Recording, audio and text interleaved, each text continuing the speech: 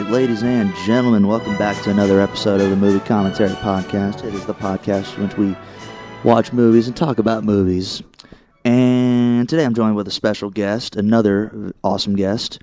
I'm joined by my awesome sister, Mackenzie. Welcome, Mackenzie. Hi, Nick. Yeah, she's very awkward, so... Yeah. Well, and the reason I brought Mackenzie along with me on this wonderful journey of a movie that we're about to watch today is because we're watching Harry Potter, and specifically Harry Potter and the Half-Blood Prince, the sixth of the Harry Potter books and the sixth of the Harry Potter movies. And I brought Mackenzie along because she's the resident Harry Potter fan of the household. So thank you for coming, Kenzie. Thank you for inviting me. Honestly, it's been such a long time since I've seen any of these movies or read any of the books. So I might be kind of rusty, but when I was in middle school, I was a champion at Harry Potter trivia, so we'll see.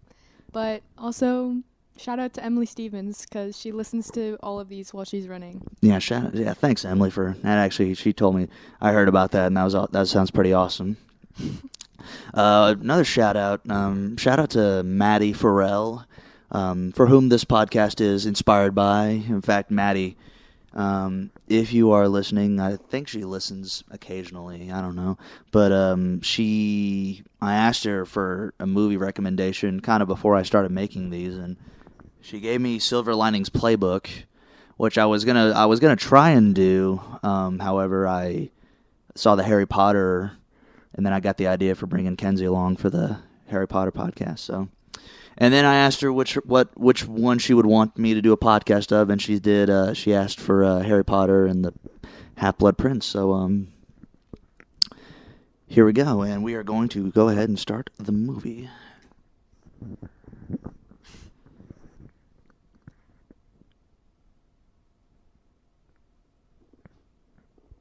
Yeah, I always love the first, at least in the later Harry Potter movies, it's kind of the silent Warner Brothers logo. Mm-hmm. I don't know. And it's always it's dark and foreboding and that kind of thing, so. Yeah, this movie, the fourth, was definitely the switch into, this dark, if you look at, the filter, it's gray, when in the first movie, everything was so bright. And I don't know if it was a switch in, producers or filming or whatever, or if it was an intentional switch between the third and the fourth. It was probably intentional, but you can definitely see a difference in those movies in that. No, definitely. I actually just remembered literally from that first scene, this is literally straight from the last movie. I mean, Harry, they just fought Voldemort in the, what was it, the Ministry of Magic, because they were trying to get the prophecy, and then that's where Sirius Black was killed, and then they fought Voldemort in the big hallway thingy there, and then the minister himself actually saw Harry, saw Voldemort, was like, oh my gosh, he's back, so. Yeah. I always loved the part when he was like, oh, he is back. I don't know why. But I don't think any of this intro part was in the original book. I'm not sure. Yeah, I mean, I will admit it's been a long time since I've seen the sixth Harry Potter movie. Me too. Yeah, it's been a while. We're honestly just going to be kind of talking and reacting and just talking Harry Potter itself. Kenzie, what was your introduction, or do you remember your origin story of Harry Potter or how you got into that? Yeah, when I was in elementary school, all of my friends loved Harry Potter. So I started to read Harry Potter because I wanted to be included in their Harry Potter roleplay, and I wanted to be a student at Hogwarts at recess. Oh my gosh. Yeah. By the way, what house do you belong to in Harry Potter? I would say Ravenclaw, but I took the test recently, and it said Hufflepuff. See, yeah, I thought you would have been what's the, Ravenclaw are all the, it's a bunch of stereotypes. Ravenclaw's all the smart people, right? Yeah, that's me. And then what's Hufflepuff? Hufflepuff is the loyal, kind people. Your dad is, I thought that was the weirdos, but I thought that would have been you as well. I'm Divergent. That's a different book. That's a different book series. That's another commentary. Yeah. Harry Potter, the Chosen One. Oh my goodness. This wasn't in the book. I know this. That cute girl goes up to Harry. Oh, I remember when I saw this in theaters, because I remember feeling so bad for Harry. Like, oh my goodness, that's actually a really cute girl. Harry Potter. I was at Kroger today working, and there was a British guy. Did he have a Daniel Radcliffe accent? I have no idea. He was just British. He said cheers as he left. It's like, cheerio. Cheers. Chip, cheerio.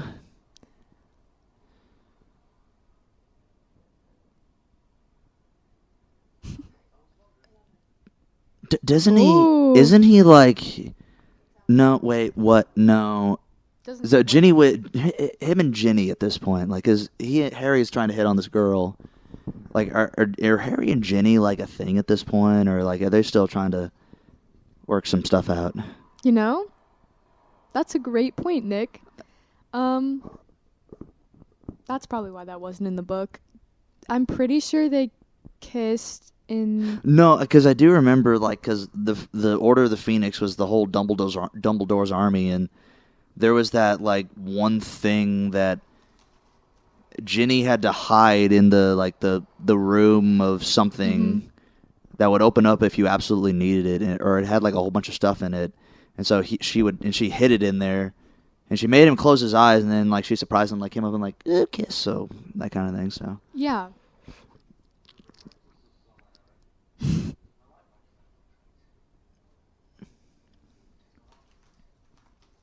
I like the actor that plays Dumbledore. I dig him. Did he die? Michael Gambon. I think because you gotta remember, it's actually a second actor for Dumbledore, because the first director, not the director, the first actor that played Dumbledore, he passed away. He passed away, I think, after the set, because it was Michael Gambon or however you say his last name. He started playing Dumbledore in the third movie. So never mind. I was just gonna say no. I thought he started playing him in the second movie. No, because it was the original actor in the second movie. You know, it's weird, but it's a fitting switch, because I feel like this is a more like serious Dumbledore.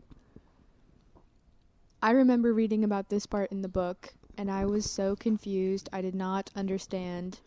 So they're at this. So to set the scene for the movie for the podcast listeners here. Apparently, Harry and Dumbledore. What's that like? They've just like went somewhere. Is that called something, or like where? Because they literally like just arrived at that place. It's like they didn't use flu powder. I can't remember what it's operating. Something like that. They did some kind of magical thing that you can see my knowledge of Harry Potter, but and mine. What? But they operated from this train station to an abandoned, destroyed house. And they're at this house, and they're looking around.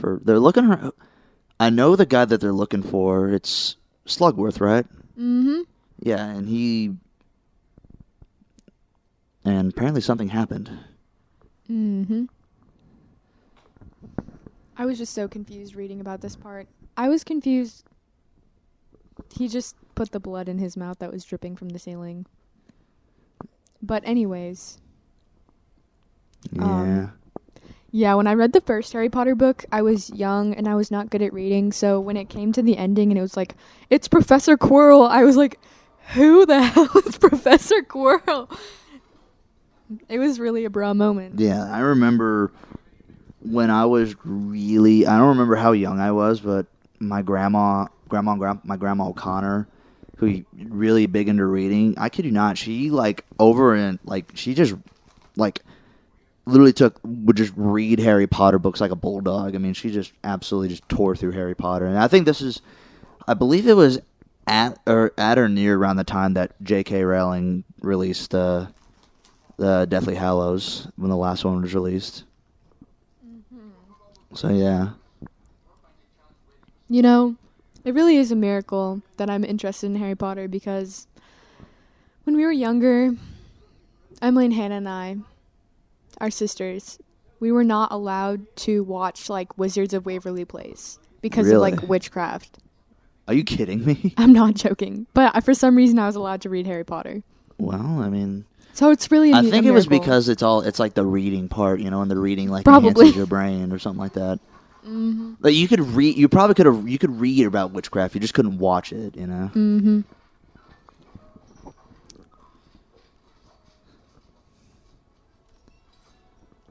Wow, how about that? You know, Look at all this CGI magic happening. And Harry's wearing Chuck Taylors. He needs to be wearing PF Flyers. Sorry, my bad on that. mm-mm. Converse, Vans.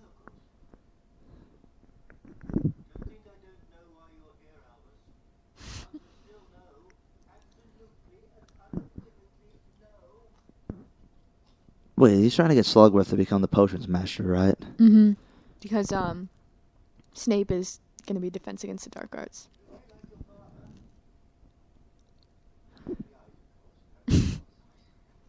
Yeah. You look just like your father, but you have your mother's eyes. Oh my gosh. The actress who plays Harry's mom, I think she has brown eyes. Either that or it's like, wait, well, I don't remember what color eyes Daniel Radcliffe has. I think he has blue eyes. And his mom in the Yeah. book had green eyes. Oh my gosh.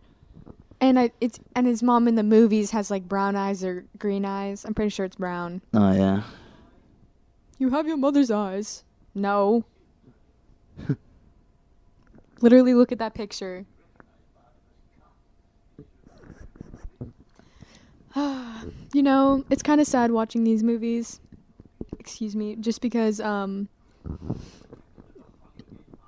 learning about J.K. Rowling's beliefs, and then also a lot of the stuff that they took out or didn't include in the books and movies is like, it makes me sad now. Because like, for example,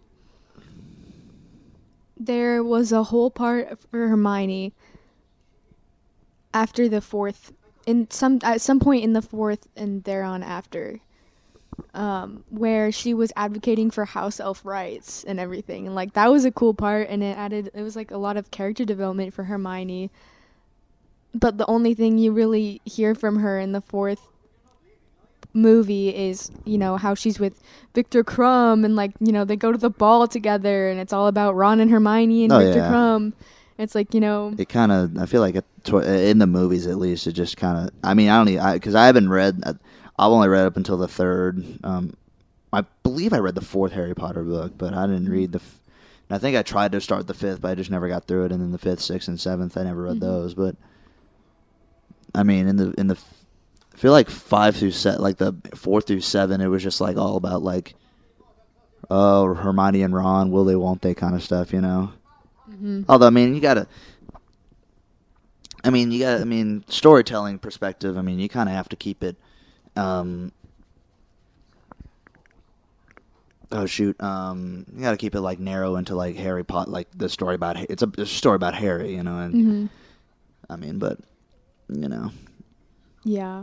And then also just in general, there wasn't a lot of like diversity in Harry Potter, and so afterward, you know, like right now, J.K. Rowling's like tweeting and everything. She's like, Dumbledore was gay, like, you know. I thought that was like a theory that like people had like a while ago. No, about J.K. Dumbledore. There said that she always imagined him as gay, which is like fine, good for her, but like include it in the book then, because there was zero LGBTQ representation in Harry Potter. No, they just did that. Oh, they're at the Burrow. I love the Burrow. Me too. But yeah, like if you're gonna not include different groups of people in it, and then years later people kind of realize that and look back and be like, man, she really could have included more diversity. Don't just pretend like it was there in your mind. Like for example, in the play, Hermione and like her daughter. That the Cursed Child? The Cursed Child.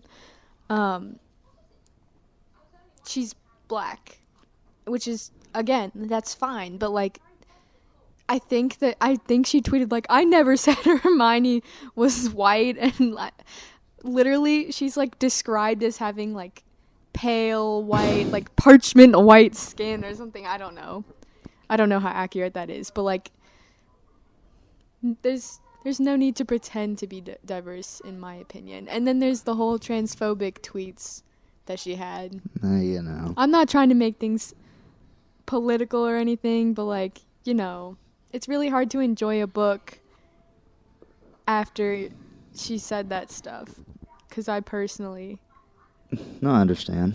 feel differently than she does. And I feel bad for a lot of the people who grew up reading those books, you know, in those communities, who never felt represented, or she like tweeted against later.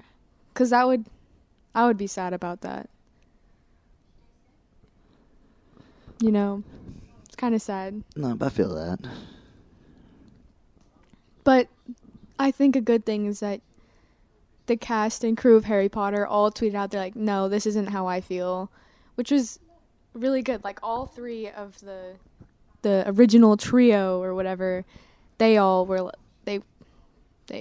retaliated against that. They're like, I don't feel that way, and like, please don't let that spoil the books or the movies for you.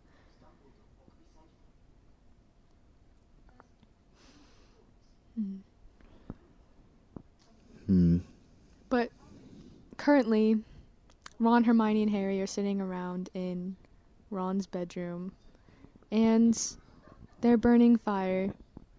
That's usually what burns. Is it Well, it's that actually whole, like, it's paper floating on a table. is it that, like, you know, fire is burning, or like if it's burning, it's like that water is wet kind of thing. So, you know, the burrow is so big. oh yeah, no, it's massive. And they're magic. Here's the thing. If they're magic, why can't they just like operate and like get really cool stuff? I don't know. I mean, maybe that's just not how. Maybe it's not how it works. I don't know. Yeah, Kenzie's also eating popcorn as well while we're watching it. So. I am. Enjoy ASMR. I love Bellatrix Lestrange. Oh, Helena Bonham Carter. I love her too. Just the person. I love Alan Rickman too. Yeah. The Wormtail. Honestly, I love all of them. Even the bad guys. Well, I mean, there's also great actors too. I mean, Alan Rickman's great as Snape. Helena Bonham Carter is also great as Bellatrix. I mean, it had great casting in this series, like overall. Even Ralph Fiennes and as Voldemort.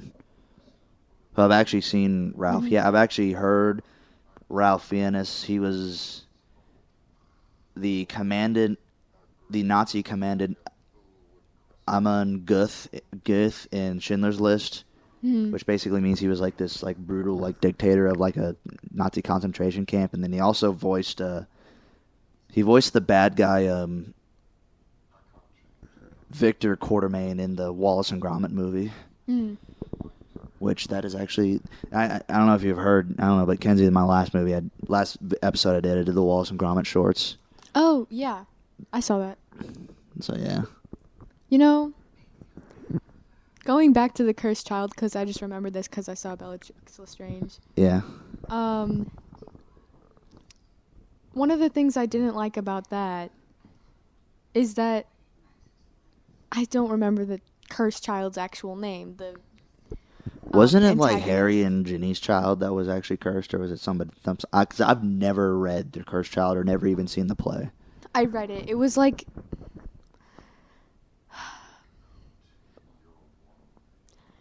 the whole storyline basically revolves around the idea that Voldemort had a kid with Bellatrix Lestrange, which is really weird because it was very like it was very prominent throughout the original Harry Potter series that Voldemort was incapable of love. He split his soul too many times, and all he cared about was power. And the power of love was what saved Harry Potter from dying a million times. And so, I mean, there's so many strange implications if he's incapable of love and they had a kid together. Like, that's just, that's so weird. Now, hold on now. But without trying to get too graphic about that, I mean, you know, speaking from a totally human perspective, I feel like it is easy to procreate without loving the other person, you know? I know, but that just, like... I mean, that's I know exactly what I'm saying is, like, that's a really weird image to paint, is, like, two people, or not two people, but one person incapable of love and the other one obsessed, because Bellatrix Lestrange was obsessed with Voldemort. Oh, yeah. And then... also, like... it's just a gross thing. Oh my gosh! I love the joke shop. Was it Fred and George's? Yeah. Do you know what's the name of it? Is it just the joke? I think Weasley's? Is it Weasley's Wheezes or something like that? It's like Weasley Wizard Wheezes or something. I was about to say Yonkers, but I think that's a different store. That's a real life store, actually. I thought there was one in. I don't know. Oh, I love the I'll have order. I forgot. You know. Also, I just want to say something here. Hmm? No. Okay, watch this.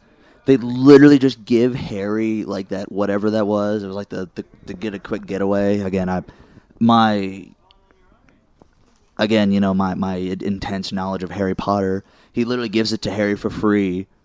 And then Ron is about to come up and ask him, like, how much for this? Is like 10 galleons. No, 5 galleons. And then he says, I'm your brother. It's like 10 galleons. And Ron's always just getting picked on. I love that. Yep. Oh my gosh, that girl. No. Who's that girl's name again? Lavender Brown. Oh my gosh, yeah, she's the... Well, no, I don't hate Lavender Brown herself. It's just, I don't like when she, like... I keep saying I don't like. I'm really focusing on the negatives here, I guess. No, Kenzie, I mean, this podcast is what you make of it.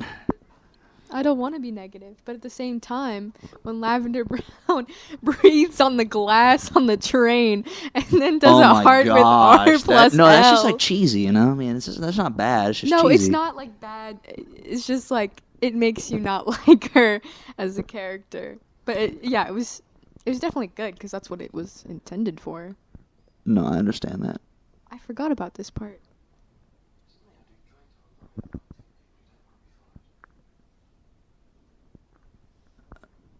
Tom Felton looks so good in this movie. Oh, what? Tom Felton, jeez. I love him too. I mean, I love him, but man, he did a really good job of making Draco just a complete prick. Yeah, and then he had like some more character development, especially in this movie, where it's like you can tell he's struggling internally to do what he's being asked to do. Because I mean, you also see, like, at the end of the Deathly Hallows Part 2 movie, I mean, they're kind of, they technically, I think in this war they were on opposite sides, but I mean they were at the train station dropping both their kids off together, so I mean they kind of learned how to coexist, I guess. So. I actually... I just made a really weird noise into the microphone. No, actually, I actually saw I saw a meme, actually, literally today, and it was, like, Harry who names his, like, sons after, like, two people that, like, misguided him and, like, basically just used him, and then, like, Hagrid's just sitting there, just, like, with his arms up, and, like, what the heck, man?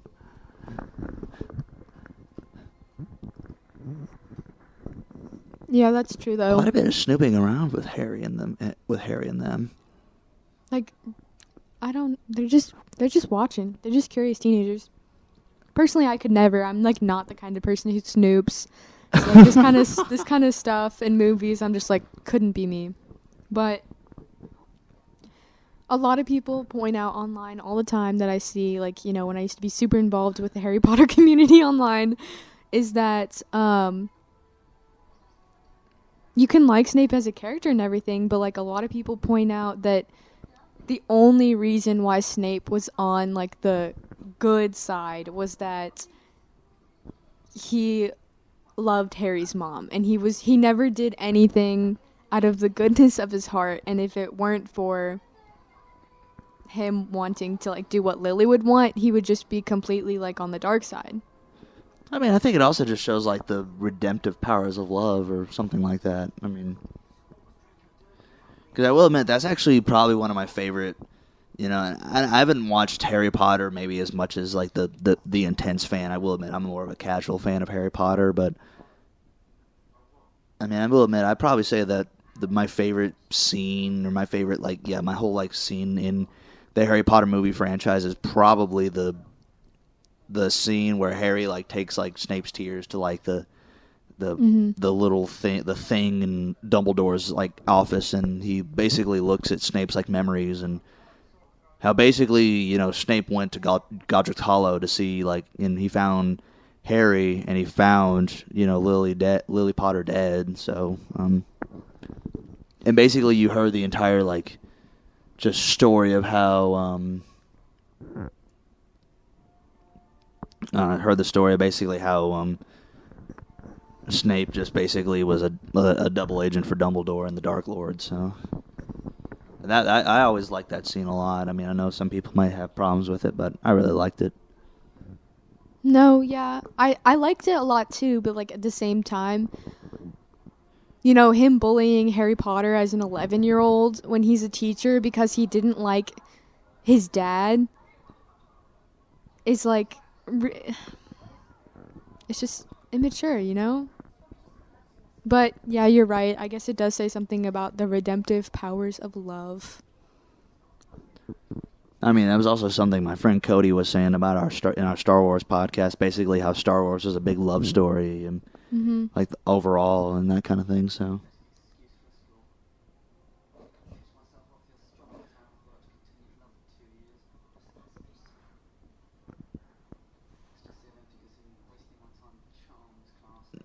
Oh my gosh.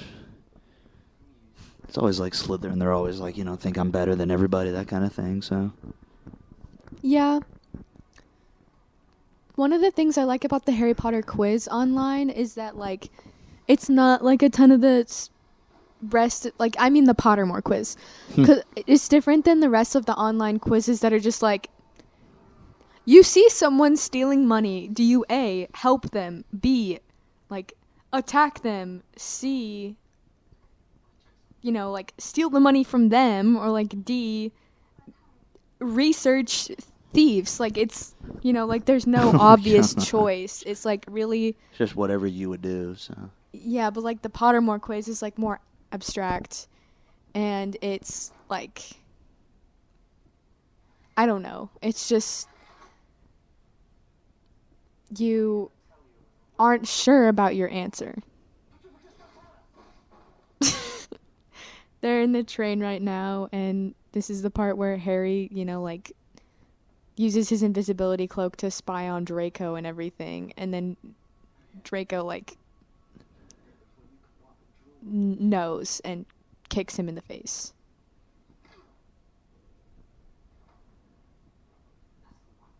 Honestly, I don't remember how he gets back. I was really confused when I was reading it, too. I was like, oh, I guess it's over.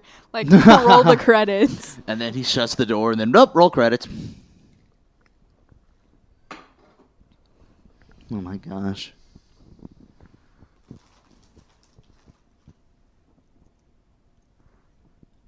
It's very eerie, like, just a scene here. It's like, oh, no, he's in his invisible... Oh, wait, no, that's Luna with her glasses. Lovegood. Honestly... Why is she still on the train? I didn't appreciate her enough while I read the books and watched the movies, but you know what I was really disappointed about Luna Lovegood? She, like, they set up, like...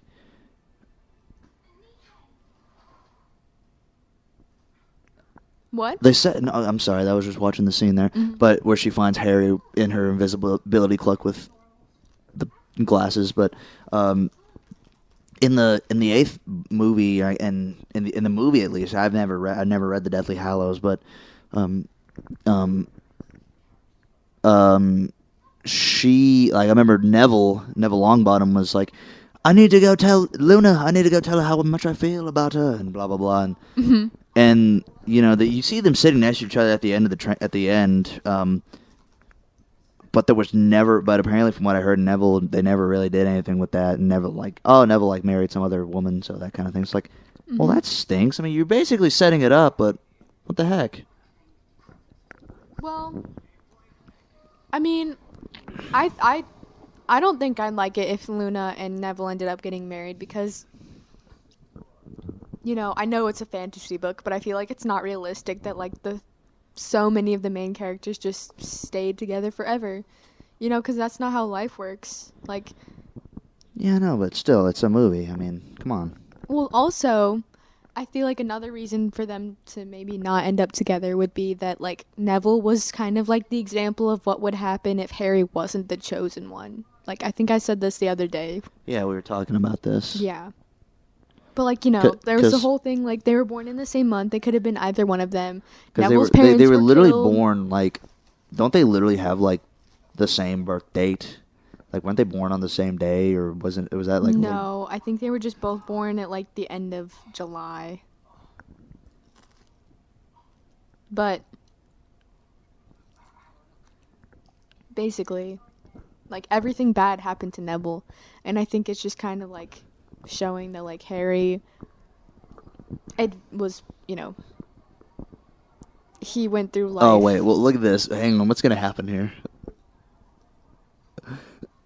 I'm sorry, Hermione. It just hits Ron with her book, and Ron's always eating. Ron is eating while Harry's missing. I love those scenes. I love those scenes in the movie where like Hermione's like, will you stop eating? I'm like, oh, I love that. I really like the scene where Snape hits them on the head with the book. I also like, I remember, what was it, Ginny said, why is it that he's always covered in blood? And then, like, there's always, like, there was another scene, I don't know if it's in this movie or whatnot, but where the main trio gets in trouble and Professor McGonagall's like, why is it when something happens, it's always you three? And then Harry's like, believe me, Professor. I think the same thing myself.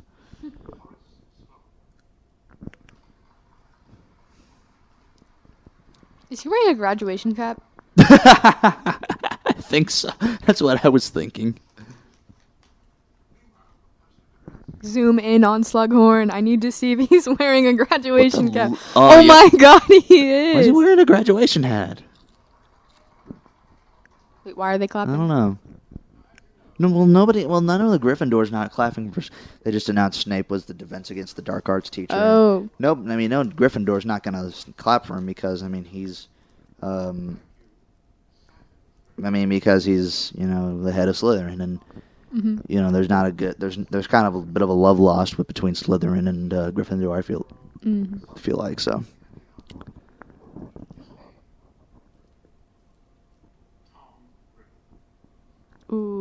Ooh, Tom Riddle. They all look scared.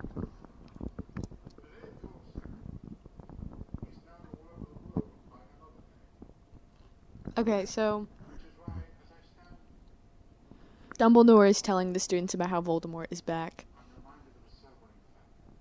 And honestly, this is a chilling scene.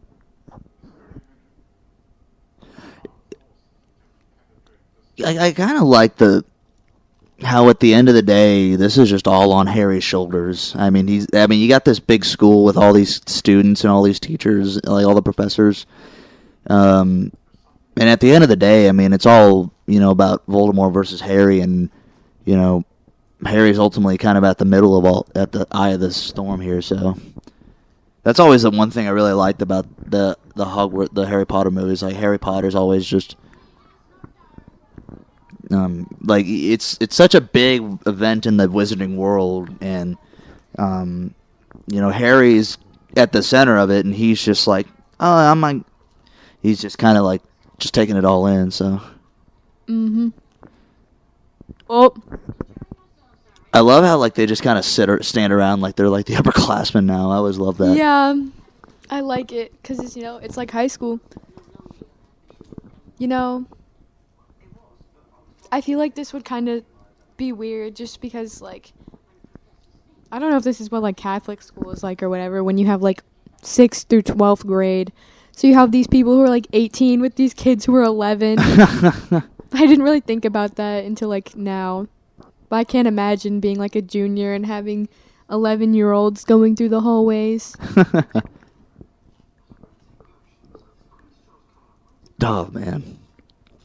I always love how, like, Harry's just so, like, polite to everybody. You know, he's, like, the chosen one, and yet he's just, like, such a polite person, so. He's still wearing the hat. Slughorn is still wearing a graduation cap. I know, that's, like... It's like the first day of school. I will admit, I wish we had done this podcast before. Kenzie's a very, very famous for, like, just nitpicking movies and just, like, saying, what's going on with this? Like, she had, like, a big rant after we watched Field of Dreams about, like, Mr. Man, played by James Earl Jones, and disappearing into the corn, but that's for another time. It's just... I feel bad because, like, obviously I could never recreate, like, make a movie of this caliber or any caliber. Like, I could make an at-home film and it would not be impressive at all and everyone would laugh. But at the same time... I wouldn't laugh. No. You have movies with these huge budgets and I just want to nitpick them so much. Kenzie, it's all right. We all do, too. Parchment paper.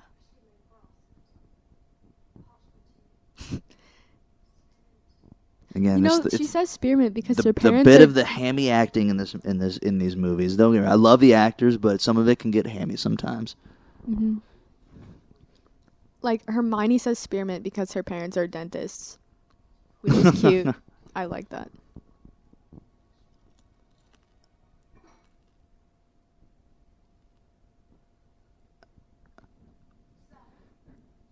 Why is it only the girl stepping forward? Wait. For the love potion. I thought it was a love potion. I thought it was the potion. It was like for what you most desire or something like that. Mm-hmm. Although, you know, I could be wrong. Yes, Miss Granger. This is actually another favorite scene of mine. So we're in the potions class. Harry and Ron just joined the potions class. And kind of an innocuous scene at the first, but actually... It turns out to be very effective. It turns out to be very big. Like Harry and Ron are picking out books and whatnot, and Harry just so happens to pick out a book that's like, oh, property of the Half-Blood Prince. It's like, oh my goodness.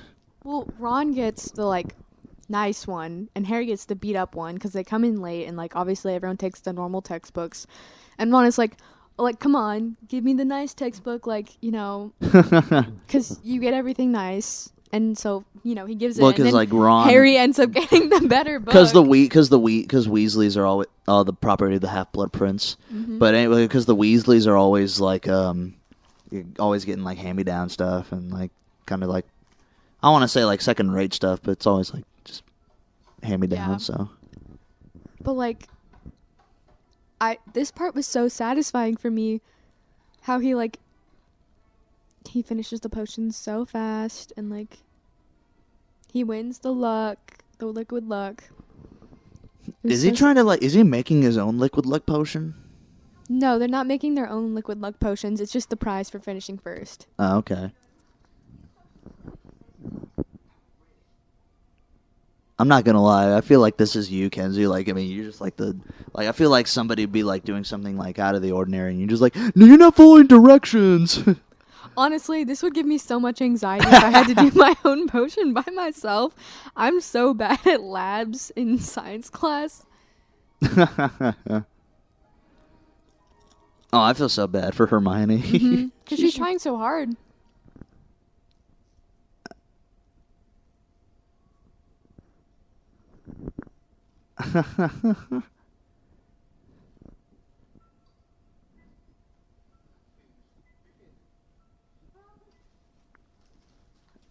And yet she's like trying to be happy for her friend, but she's really jealous. Mm-hmm. I love that. Oh, and Lavender's still looking at Ron. Oh my gosh. Did we see... Wait, no. Did Ron join the Did Ron join Quidditch in this movie, or did he join the Quidditch team in this movie or the last movie? I think it was the fourth one. No, because the fourth one was, I feel like Goblet of Fire, and I don't think Ron was in that one. I know that he was either in the fifth one or the sixth one. Oh, in the Quidditch team. So unclear. I always liked to have those. I know, I don't know how J.K. Rowling wrote these books or how she wrote the entire story, but I mean, I like how you get the Diary of Tom Riddle, and I don't think we've seen that since Chamber of Secrets, which I will go on record saying I think Chamber of Secrets is probably my favorite Harry Potter movie, honestly. Probably that and Deathly Hallows Part 2. So. Yeah. And then maybe the Goblet of Fire, but I mean they're just also good. I'm sorry. So. Yeah, like I said, I know I complained about the books and everything, but honestly, it is like a genius book. Like, it's so well written. There's so many incredible details. There's one part, and I think it's it has to be in the first book. In the first book, in the middle at some point, Fred and George are messing around, and it mentions that they threw a snowball at the back of Professor Quirrell's head, and if you can remember, that's literally Voldemort's face. They threw snowballs at Voldemort, and J.K. Rowling knew that, and that's just such a nice, cute, quirky little detail that I really enjoy. Yep. Oh my goodness.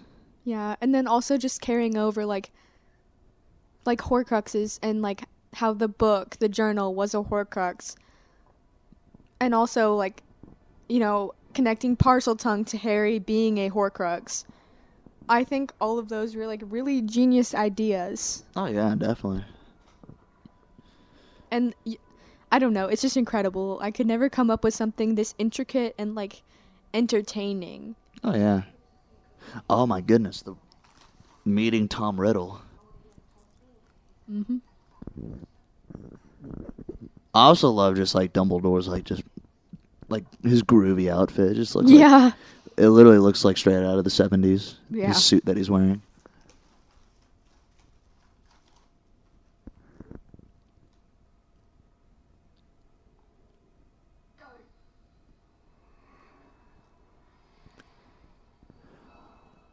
See, so Dumbledore, I don't remember what exactly.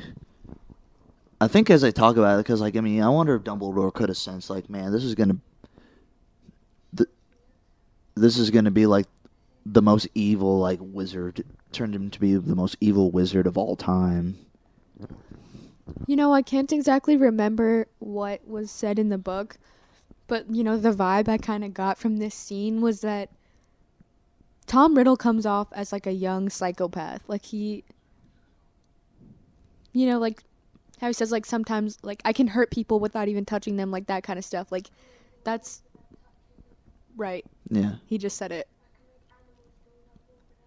And that is kind of a psychopathic tendency, but I think because he's at an orphanage, I think Dumbledore thinks of it this is a misguided kid. Which, maybe he is. Maybe that's what led him to be how he was that he was an orphan and he never received the proper kind of love and care.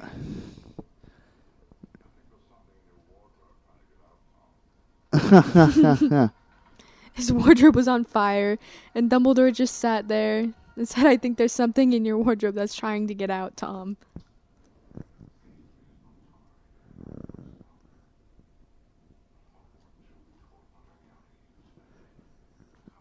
Oh yeah, so basically Dumbledore's telling him hey, you'll be able to learn how to use magic properly, that kind of thing. So and they can speak to. Isn't it if you're Parseltongue, you're quite literally evil? Yes. No, you're literally a direct descendant. Yeah, you're a descendant of Salazar Slytherin. Yeah. And Harry is not a descendant of Salazar No, but Slytherin. he the reason that he is because Voldemort is a part of Harry, so or Harry is a part of it, something like that. Yeah. I don't know. I think that, like, the second book, just another example of why I thought it was really good was just because, like, the whole time you're really confused because Harry can speak Parseltongue, but only the heir of Slytherin can speak Parseltongue. And, you know, like, someone in the school is the heir of Slytherin. Voldemort was the heir of Slytherin, right?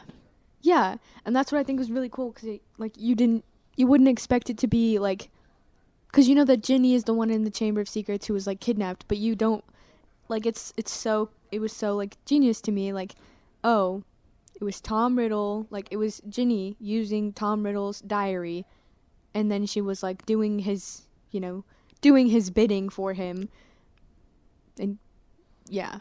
Yeah. And, like, it was just a Horcrux. That's and right. then it introduces you to that idea, which comes back in, like, 5 books. That's just so cool. Huh. When that the Death Eaters tried to get into Hogwarts, but they have like the protective barrier up or something like that, and that's what like Draco's trying to do right now. Like you got Draco Malfoy going around. I think he's trying to find a way to get the Death Eaters into Hogwarts because I think as of right now they can't. Mhm. No, there's a lot. This is the room ancient protection on the school. This is the room of requirement, right? Mhm. Yeah, no, this is the room I was talking about earlier that I didn't know the name of. Yeah, and he's about to find the Vanishing Cabinet. The Vanishing Cabinet. See, the funny thing about this, like, filter is that his hair, like, matches his skin. What, just like pasty white? Mm-hmm. Oh my gosh. He's still cute, though. I guess. I mean, he was really... I mean, I thought he was cute as a kid, but, like... I don't know. He kind of, like... A bit of, like, in the face now, so... Mm-mm. Oh, wait. You mean, like, now? Yeah, no, like, you know... Later in the movies, so... Oh, later in the movies? I thought you meant as No, an like, adult. right now. Like, he's kind of, like, you know, in the face, I feel like.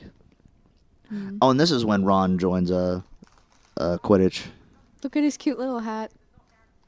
What? Oh, that's right. Oliver Wood graduated. How sad. What was... Did he? I think... He did. I don't remember, honestly. Because he was like an upperclassman when Harry was...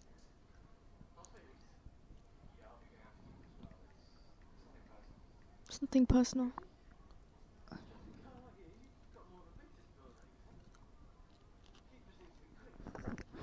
Oh my... Nah. Wait, who is that guy that we're talking to? That's in the... I don't remember. He's auditioning. He's trying out to be a keeper. Ron thinks that he's going to lose to him. No, like, and it's like I think like he has like the hots for Hermione or something like that. And Mm-hmm. Yeah, Ron you're right. gets jealous, and even though like Ron and I feel like Ron, like from this, he just gets like a absolutely blind luck. So I think someone like helps him magically. I can't remember who. This stadium is so dangerous. Someone could fly into one of those towers and it'd be game over for whoever's in there. yep, I guess so. Oh, he looks so nervous. His eyes are so dark.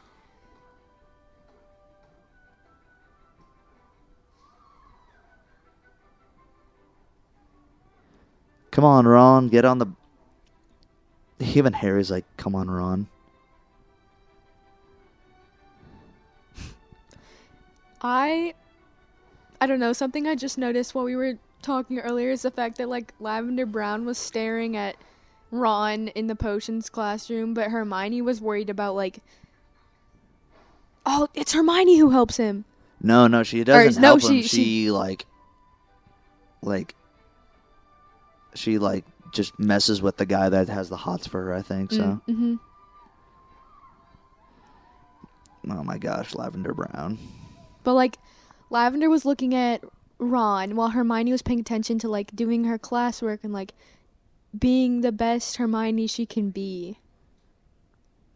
What an icon. Oh, Hermione. Yeah. Oh, okay.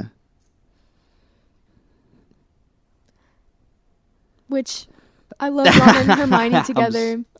But I'm glad that they're two independent people who had separate character development and then like got together and everything.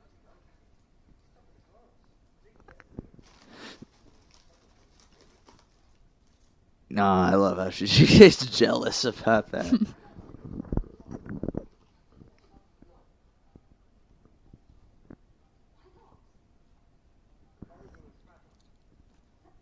The binding is fragile.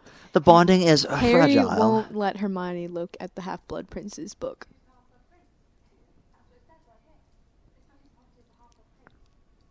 They found out that the book is the property of the Half-Blood Prince. Does Harry Potter take place, like the actual like story of Harry Potter take place over in like England? I think it does. What do you mean? Well, like, they're all like English actors with such like English. Do you accents, mean like so. is the set in England? Well, no. Like I mean, is Hogwarts like? Well, I think it is. It's like in Scotland. Yeah, it's in like a remote part of England, I think. It's like Scotland or something, like Ireland or something like that. I don't know. I mean, I'm pretty sure like diehard Harry Potter fans are probably like just no at the top of their lungs. I know that it's like in a field somewhere, or like not necessarily a field, but like it's abandoned, and I think it's like a little bit dangerous, so people won't walk through there. Oh yeah. But like so Muggles can't see it. Which is so depressing because obviously as a Muggle I would like to see Harry Potter and Hogwarts.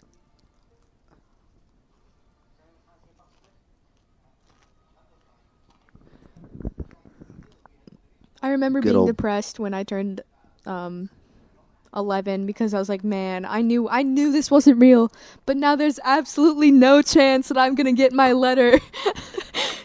I knew it. I absolutely knew it. You know, I've never tried butterbeer from Universal Studios. It's so good. One person told me they hated it. What is it? Do you know what it tastes like? We're at the what city? Oh my god, is that Ginny? Is she with someone? Yeah, she's with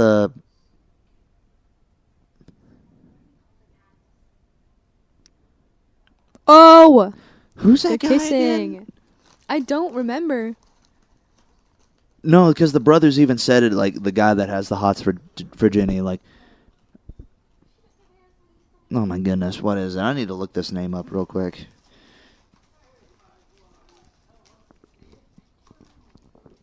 Good old Horace Slugworth. Mm-hmm. Yeah.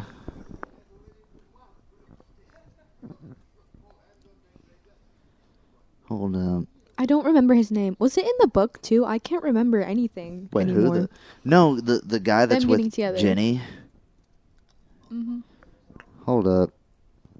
Oh, he just got invited to No, the his name club is thing. Dean. Dean. Yeah, Dean Finnegan, right? Oh, geez, I don't even know. Dean.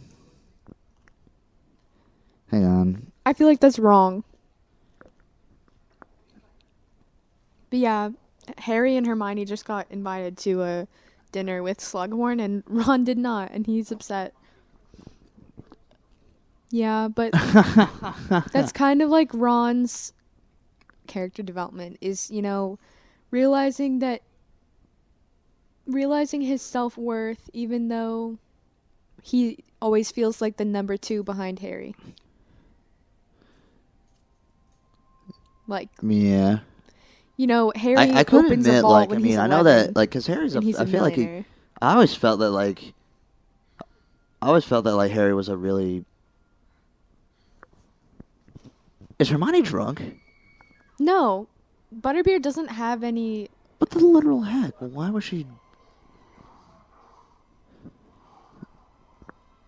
They're just cold. What the heck? I remember this part. What's going on here, Kenzie? So that one girl, don't remember her name either, but she's like, her body is being like flung around and she's like possessed. It's kind of like she's having a magical seizure, like some kind of episode or something, and they can't figure out what's wrong.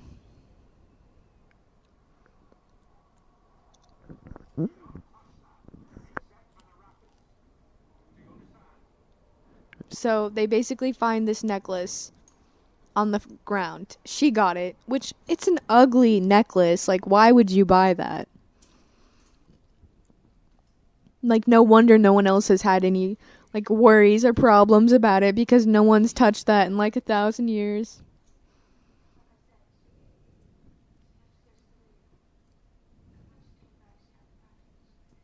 Oh, man.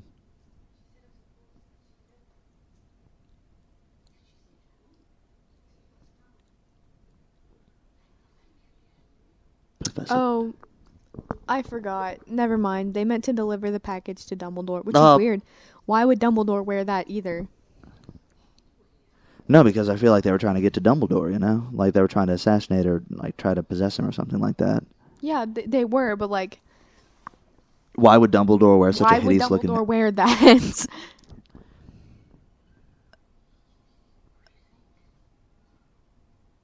Alan Rickman.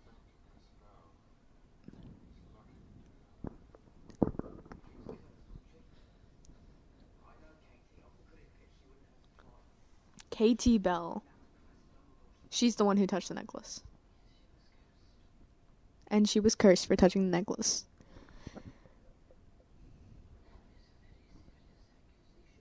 What did he just say? He just said it's Malfoy. Oh, yeah. He thinks it's like... Because he's so suspicious of Draco. I mean, it is Draco. Well, I mean, I think it's like Draco definitely is up to something suspicious, but... And I think that's just Harry's been seeing him snooping around, but like, who knows at this point, so...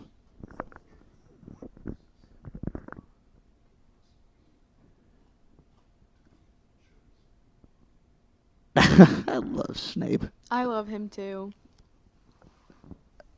I think like Alan Rickman really... No one else could have played Snape. Because like, okay, I mean, Snape was a great character in the books, but like... But Alan Rickman? Like, I mean, Wow. how famous would he have been if Alan Rickman didn't play him, honestly? Like, what if there was another actor that played Snape? True. Like, would he have been, like, as iconic, I think? I don't think so. No. The answer is no.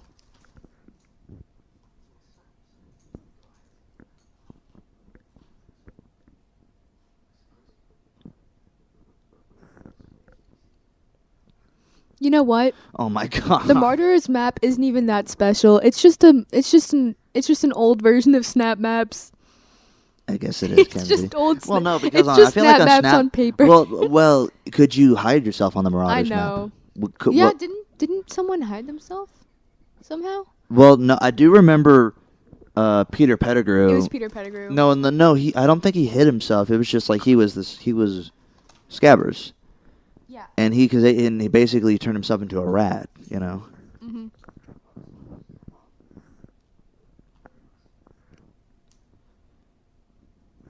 I mean, obviously, it's just Snap Maps, but you can't ghost mode.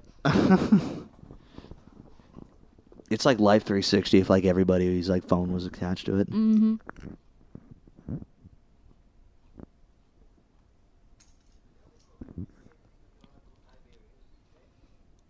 That ice cream looks so good. I know. really want Kenzie was ice talking cream. about how much she wanted ice cream. We're at the That ice cream we're at specifically looks so Slughorn's good. we're at Slughorn's like little, what is it, like ice cream dinner or something like that? I'd be like that kid right there who's like scarfing it down. Oh my gosh. That's yeah, no, I'd me. be the same.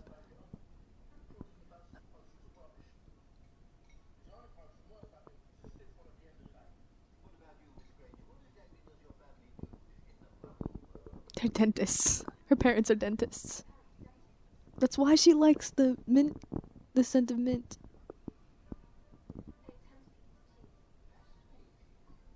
So they're all...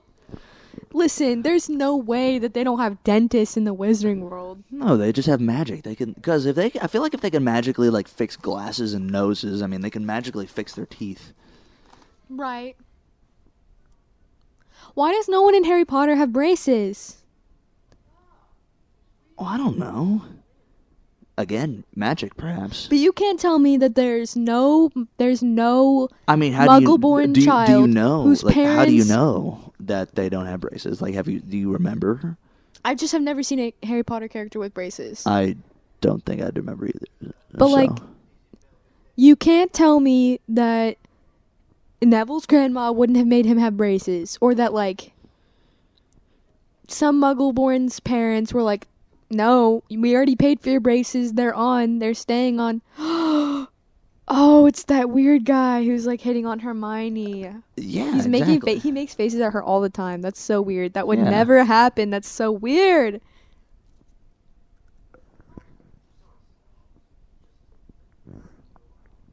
I was in mine year hour class. Does he drink a little bit of the luck potion? I don't think before this. I don't know when Harry drinks the luck potion. I don't think he's drinking it yet. But doesn't he drink like a little bit so that he can like get the information out of Slughorn? Oh yeah, no, that's when he does it. I don't think it's right now, actually. No. We're right after the.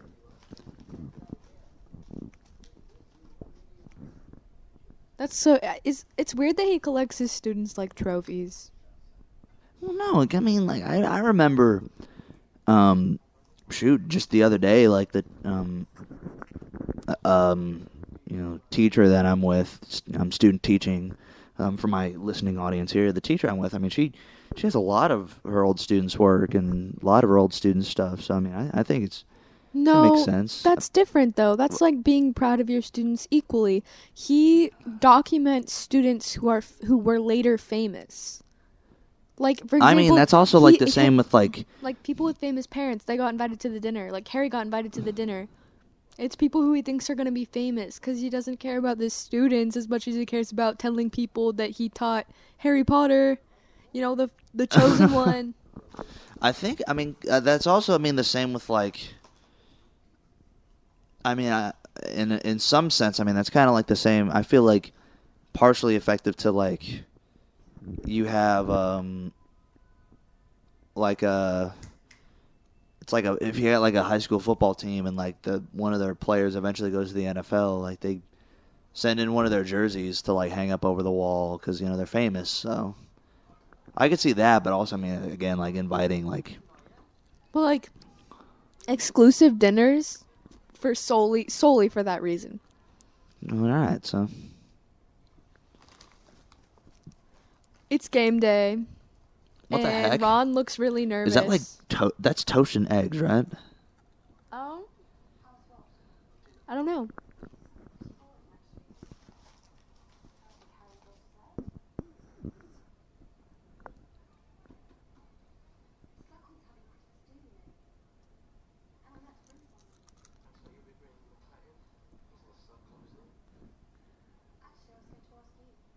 Ooh. Aw, sick burn.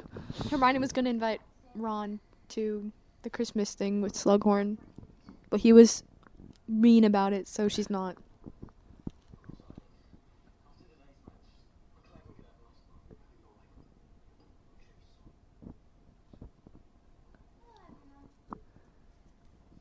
And then Luna's wearing something quite literally out of the Lion King musical. So. Yeah, the lion hat. I love the lion hat. That was in the book, and I'm really glad it's in the movie. I guess, Kenzie. I mean, like, they could have totally just not included it, but they did, and it's great. Ron is now drinking the liquid luck. No. Oh, wait, this is the thinks it placebo. is. The placebo effect. Shout out to psychology class. Right. And Hermione's just so like So perturbed about it. I love that. Mm-hmm. She's such like a rules person. Like, oh, don't break the rule. You can't break the rules. I think it's the rules. Yeah. It's like that one study where those people... I read about it, but there's like this guy, and he was talking about how he got invited to do this study, and they basically gave him like a ton of alcohol, a ton of vodka, and he drank like a ton of it, and he was like wasted, and so he like started to like, okay, you can go home now, and then like he was so drunk like he couldn't go home, and then they handed him the keys, and they're like, you're not drunk, you can go home. That wasn't vodka. It was like something that tasted like it. And then he just totally snapped out of it, and it was like crazy. That's funny. I want to do that. You mean drink a whole bunch of vodka and drive home? No. That doesn't sound good. Drink fake vodka and then think that I'm drunk, and then like 2 seconds later someone be like, that wasn't vodka, and then I'll be like, snap out of it, and I can drive myself home. Then watch Harry Potter. Wow, Hermione is just so into riots. And then the party afterwards. What are they yelling? Are they yelling prefect? Prefect, yeah.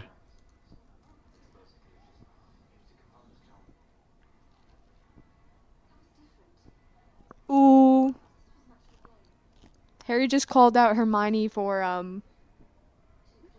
using a Confundus charm to make Ron win tryouts, or I guess... Again, the placebo effect. He didn't, put the thing in. And then Lavender Brown no. Poor Hermione. Wow, Lavender Brown just happened. That's just sad.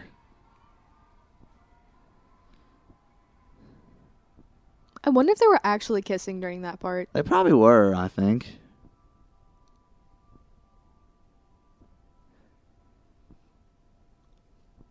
Man, there's so many couples in the hallways at Hogwarts and everything. Like, that doesn't happen a whole lot at my school. It happens with a few people, but, like, not really. Yeah. Aw. Look at Harry being such a good friend. Sad. Yeah, I know. Such a good friend.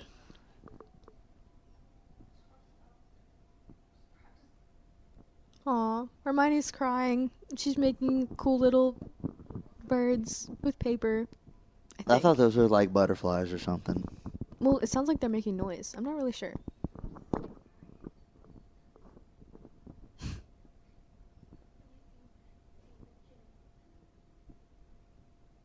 Dean Thomas, that's his name, Dean Thomas. Oh, why did I think it was Finnegan? Is that Sean? Is it Sean Finnegan? Seamus. Seamus. Gosh, sorry, we are so bad at this. Gosh. I hate when she calls him Ron or Juan or whatever.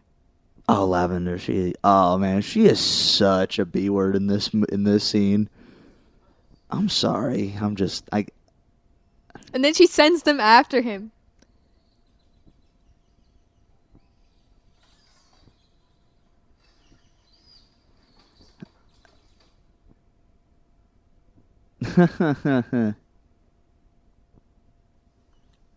Dang. She just sent all those little birds after... It's not paper, by the way. She sent all those little birds after him. I feel so bad for her. You also notice that like Harry's the glue of that friendship, because like without Harry, I mean there is no Ron, Harry, and Hermione. I mean there is no Ron and Hermione, honestly. Mhm.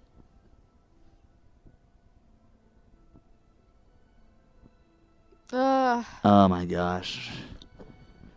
See, I wouldn't mind the Lavender Ron thing, except that it's just so over the top, I feel like. Mhm. I sympathize with Hermione now more that I am more now that I am older. I don't know. Like I never really like cared about the love part of it when I was younger, but it speaks to me now. I understand exactly, Kenzie. Just 'cause, it's like high school and stuff.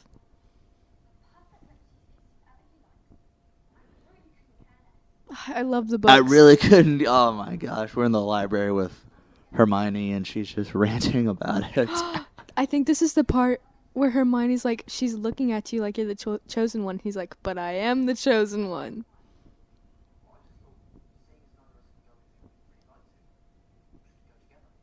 Oh, they're going together. They're going together to Slughorn's thing. I think she invited the guy who hits on her. Are you kidding me? Yeah. Oh my god. I think it's to make Ron jealous.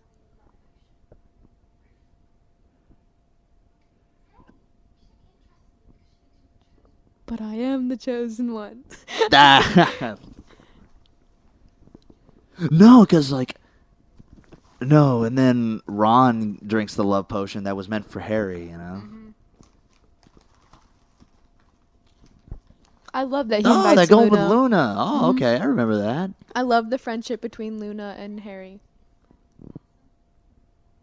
I always love it because, like, I mean, Harry's just such like he's just such like an easygoing guy, you know, and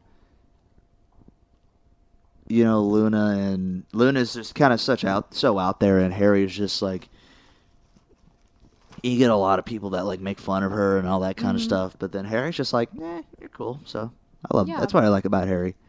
I think the name of this podcast is just like Harry Potter's just such a cool guy. So I think they are good for each other because they're like outcasts in different ways. Like, well, they're also orphans, right?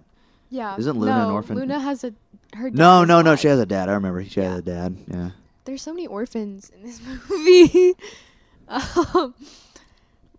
But yeah, like, you know, Luna, you know, she's criticized for being different and weird and like believing in things that are considered crazy even for the wizarding world, and Harry is like he's kind of isolated just because of like the fame and like having people and who she's kind of like I don't think she's oblivious to it because I think she knows that he's like really famous, but she's also just kind of like, yeah, you know. Ew, Draco just opened the vanishing cabinet and there was an apple with a bite in it since he put the apple in it, and he just totally put his thumb on the bit part. Oh my god.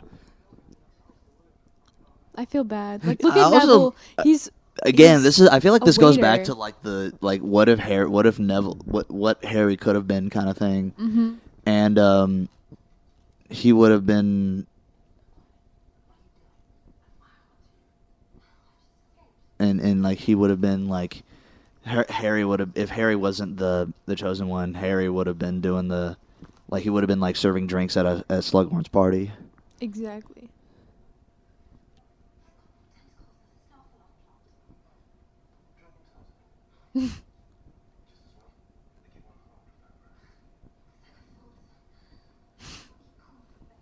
She takes a tray of like dessert that makes her breath smell bad, so the guy won't kiss her.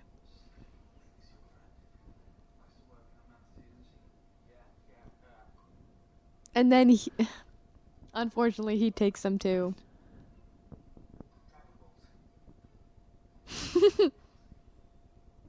And then Snape walks in on them behind the curtain. Oh! He just threw up on Snape's shoes. If anyone has not, like, if someone listens to this and they haven't seen the 6th movie, I completely forgot this. I love how, like, Harry tries to, like, just sneak out of it. It's like, not so quick, Potter. I love how they just got, like, caught behind curtains together. So awkward and weird, and I love the scenes like that in this movie franchise thing.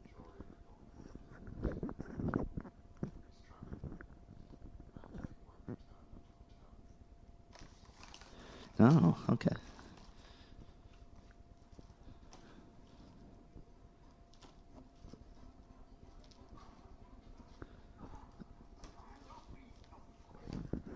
What the heck?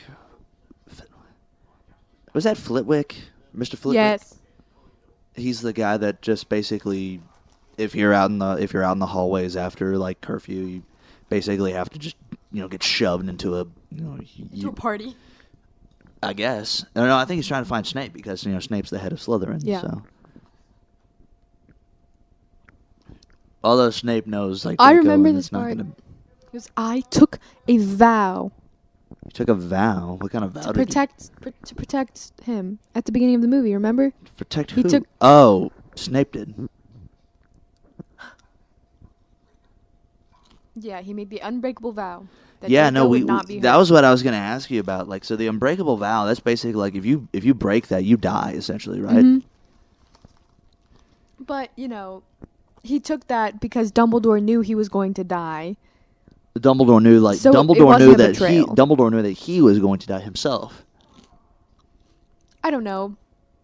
I said it earlier, but the more I think about it, maybe Snape did protect, or was on the good side from the good of his heart. Because I don't know. I think that overall, I think Snape was... I think he's a morally gray character, but he kind of represents definitely like the all of us. anti-hero kind of type. I mean, he's very like ambiguous with it all, I think. Mm-hmm. I think he's like all of us. Like, because, we all want to be the good guy, the good guy. Because, like, you know, when he got into school, I mean, he felt that he was friends with the Death Eaters, and, you know... Oh my gosh, Lavender! It's the part where she like Lavender's on the writing the thing on the windowsill, on the window. But you know, like we all want to be a hero, but then there's complications in life and everything, and sometimes we make bad choices or we go down a different path, and we do what we think is right for us. But no, like, because I remember, like, Snape, when he was in school, he actually was in with the he actually was friends with the Death Eaters, and he, but the thing is, like, Death Eaters, like, those are, like, pure blood wizards and witches, right?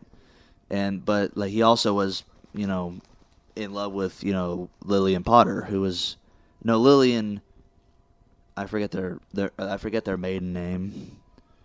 But who eventually would become Lily Potter. Mm-hmm. But he. Well, technically, Snape wasn't pure blood. He's half blood. He's the half blood prince. He's a half blood prince. Mm-hmm. No, but still, the people he's with would not like approve of that. But did they know? Probably not. But the thing is like, I mean, Lily Potter was, Lily Potter was was born of two Muggles, right? Mm-hmm. Like, just like Hermione, you know, like, with the derogatory term would be a mudblood, but, you know, she, but, you know, that's the thing, like, you know, Snape kind of torn on that, and then because, you know, and also, I think it was also because Lily Potter was, and then also, like, I think Snape kind of just grew away from them, like, especially when, like, Lily Potter started dating, you know, James Potter, and then, you know, James Potter obviously, like, kind of bullied Snape, like, during when they were in school, so, yeah. This is the weird part when Ginny feeds Harry a cookie, and then Arthur sits in... Oh, no, it's Ron. So Ron much tension between Ginny and Harry, it's so funny.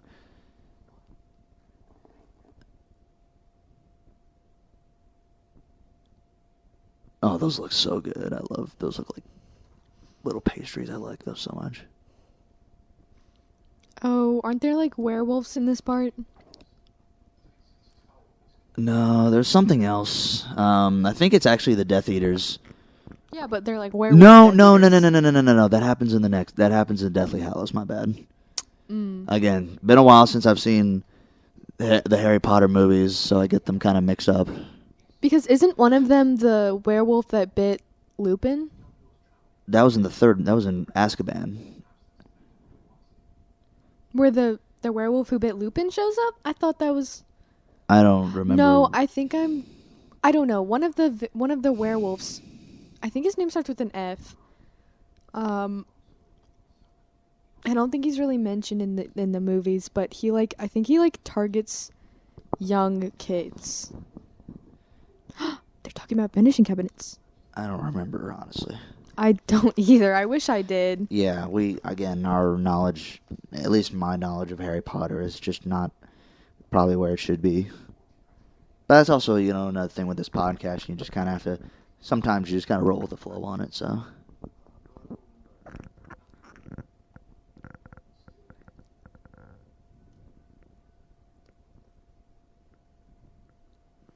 It's really hard to remember if these conversations that these characters have are in the books or not. There's definitely something out there. No, something is going to happen here. You can tell from, like, the angles and everything. Something is going to happen. Well, actually, yeah. I think it's the werewolves. Yeah, no, because I remember, like, Ginny's in, like, her little, like, Ginny's in, like, her robe, and Harry's just kind of And then Ginny's gonna like tie Harry's shoes. Yeah, that's so weird. Oh god! You know what was really funny? I had like it's like employees of mine. Like there was a girl and a guy, and they were not at all romantically involved. And the girl would literally tie the guy's shoes. For what reason, I have no idea. But it was just something that they did together. And they were not romantically involved at all. I mean, they were friends, but I mean, it was just something weird. Remember in the first Harry Potter movie, they said Happy Christmas instead of Merry Christmas? Happy Christmas. I think that's what like the English do. Okay, yeah, they're burning down the burrow. This isn't this movie. Again, we're getting our I'm getting my movies mixed up because I thought this would have been in the next movie, but it's not.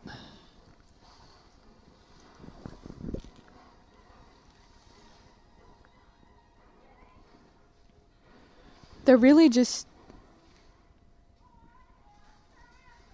And she's chanting, I killed Sirius Black. It's Bellatrix Lestrange. Oh, yeah.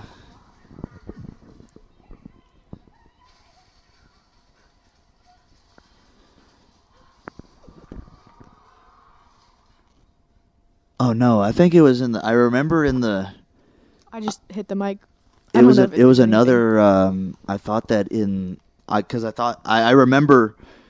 No, this is in the Order of the Phoenix when this happened, because I remember, like, he chased Bellatrix through the Ministry of Magic, and he literally put the Cruciatus Curse on her, and I feel like when you do the Cruciatus Curse, you have to really mean it, and Harry just couldn't, he couldn't put the power behind it. And I thought that was going to happen in this movie, but it didn't, so. I love the death, I love the scene where Bellatrix dies, because she's the one who kills Sirius Black. No, which one of the twins died? I can't remember. Isn't it? Oh jeez. I couldn't even remember that when I read the books. I couldn't remember which one died. But hang on. I believe it was Bellatrix Lestrange who killed them. And so when Molly kills Bellatrix Lestrange, it was just so satisfying. She says, I don't remember. It was just satisfying. She says, "You bitch," and then she kills. It's also mainly because like nobody like she's such like an unlikable character. Mm-hmm.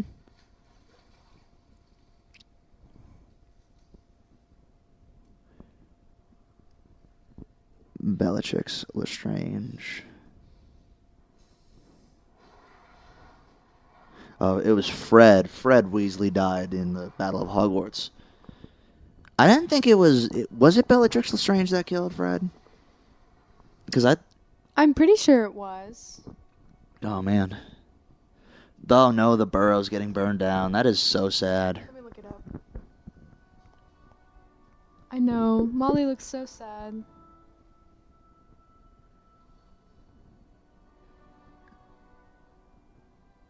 That almost breaks your heart right there. It brings a tear to your eye. No, it was Augustus Rookwood.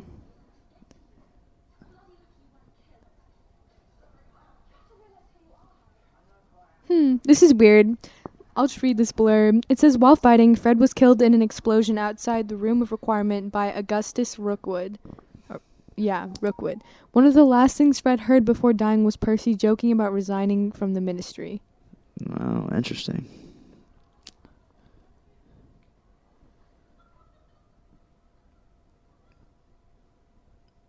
So now, we're back at school, we're back at Hogwarts, and we're doing things. I don't know what we're going back into the Dumbledore tier thingy. Yeah. Which again, I don't know what that's called.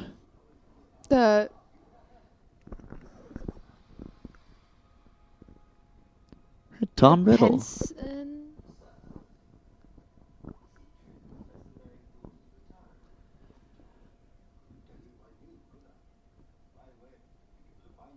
Wait, hang on just a second. Does Tom Riddle have famous parents? Because I think... Well, then why is he at Slugworth's dinner? It's contradicting what you're saying there. Not saying it's a bad thing. Because he was manipulative, and also perfectionist kid. Not everyone who was in the club was necessarily famous, but I think I think Who it he was thought also would students be who he thought famous. would be. I mean, is he wrong? Is he wrong? No, He's not not. exactly.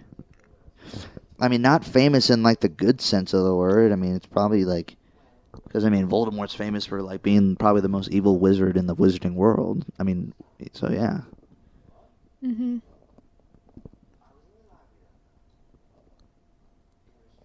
I remember this is the memory with like the blurbed words when Tom Riddle is trying to find out about Horcruxes.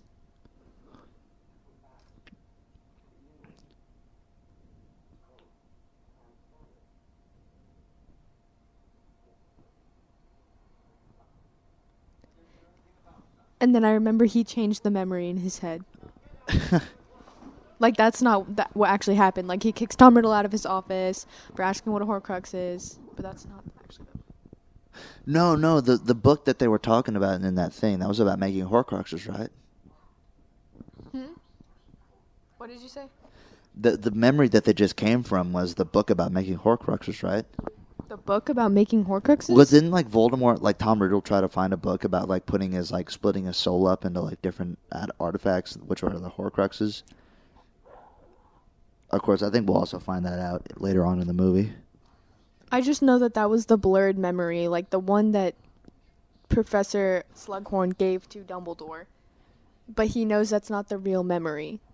It's a false memory. Yeah, so he wants Harry to get the actual memory from Slughorn. There you go. Oh, also, it's not called a... It's called a pensive. The pensive, okay.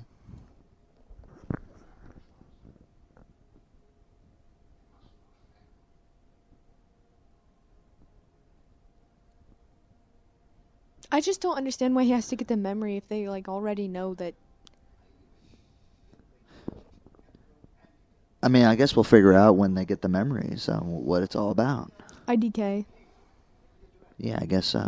See, it's just so weird to me that he uses the same exact wording as Tom Riddle. Like, it's smart and cool in the book, but, like, also really weird. And if a student did that kind of thing to me, I'd just be like, no, get out. GTFO, Not this bro. again. I know.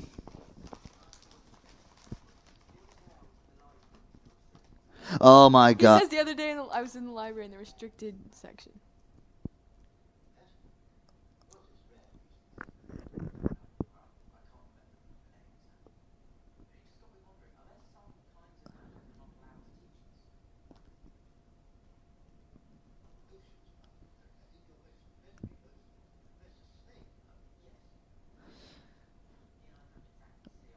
Yeah, no, I don't see it. Isn't Slughorn technically a Slytherin? Yeah, I think so. Although he's probably the nicest Slytherin person in the entire Harry Potter universe. I don't know. He's still, like, kind of manipulative.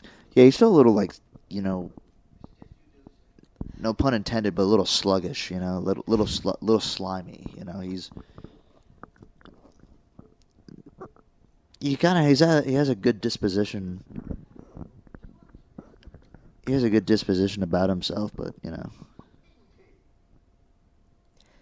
But I also think that, like, all of the houses are stereotyped. Like, obviously not every person in Slytherin is going to be, like, an evil, No, like, the pure Slytherin, like... blood, like, you know... No, like, Slytherin, like, those are, like, the like, aren't those, like, the best, like, the pureblood wizards and the best of the best, I guess, so, something like that. They're purebloods, but I think, like, their main trait... I don't think you have to technically No, be it's like... pureblood to get into they're, like, Slytherin. very competitive, and they're, like, very, like, assertive. I think they're, like, they're perfectionist. They're driven to be, like, the best and to prove they're the best, Yeah. I think, so... Oh, this is the part where Ron... Oh, Ron eats just drank the love potion. It's chocolate, actually. He eats the chocolates. Remilda Vane, isn't it? Yes.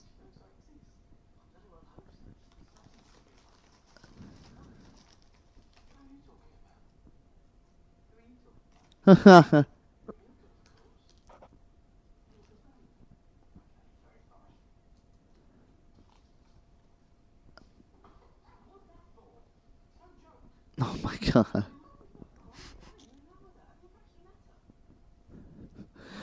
You know the great thing I love about these movies is there's a war going on between, and the guy that's at the center of it, quite literally like at the center of it for one side of it, is caught up in like normal high school hijinks and about like, you know, high school like romances and all that kind of stuff. Oh my gosh.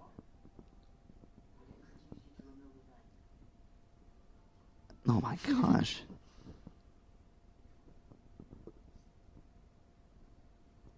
But like the weird thing is that Ron ate the chocolates and everything. Like, what?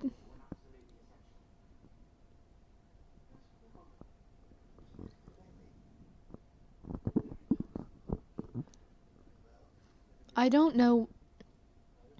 Doesn't he like choke or something? No, Ron? No, I think it's when he gives him the potion, actually. Oh my god. I think it's when he gives him the potion, the antidote potion or something like that, and then he drinks it. He has like a bit of an adverse effect to it, and then he kind of comes out of it. I mean, I think he ends up fine, but wait, I I don't know. think Harry does something that works.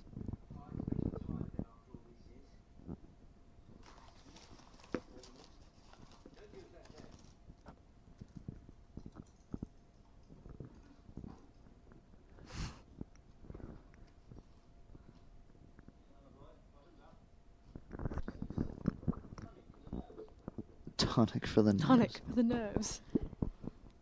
Oh my gosh. Yeah, I think he starts to like have a reaction to the antidote.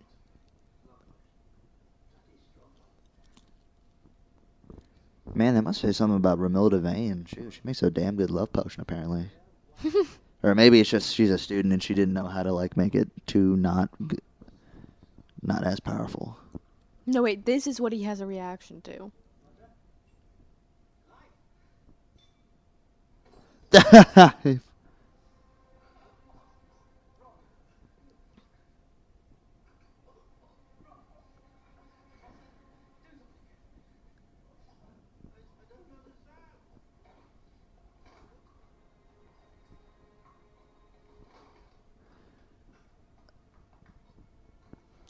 So he's currently dying. Ron is currently dying. He's having like a seizure or something, like a.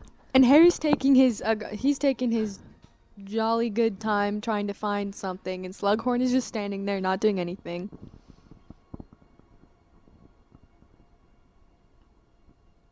Oh, Ron's dead. But why did Slughorn not do anything? Because I think we'll figure it out here in a sec. Oh, wasn't it poisoned? Like No, with hang Dumbledore? on. Hold up. Let's see here in a sec.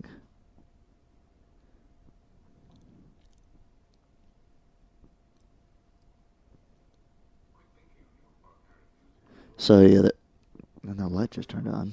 So they're in the infirmary of Hogwarts. The infirmary. What a fun word. And then they're trying to figure out what Weasley drank. Mm-hmm.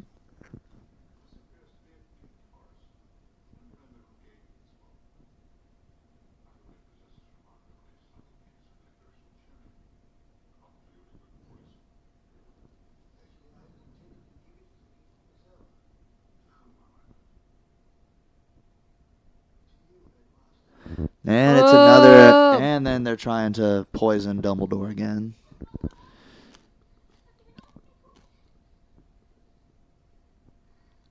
And then he whispers Hermione in the bed, and Lavender Brown breaks up with him, but never tells him. I love how Lavender just becomes just a. Oh my gosh, she's just so unlikable here, because she asks us like, "What are you doing here?"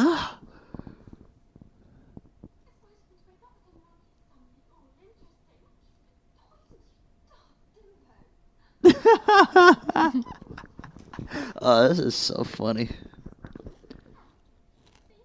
So apparently somebody like trying to poison Dumbledore. Like, I mean, they try to give him the cursed necklace, and then they're trying to also give him the poison, then give Slughorn the poison to give it to Dumbledore.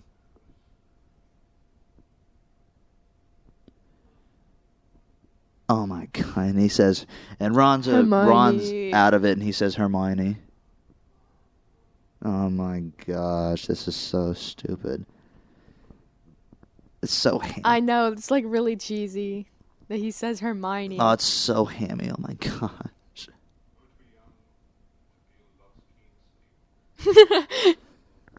Dumbledore said, I to love be that. young and he loves keen sting. I love that.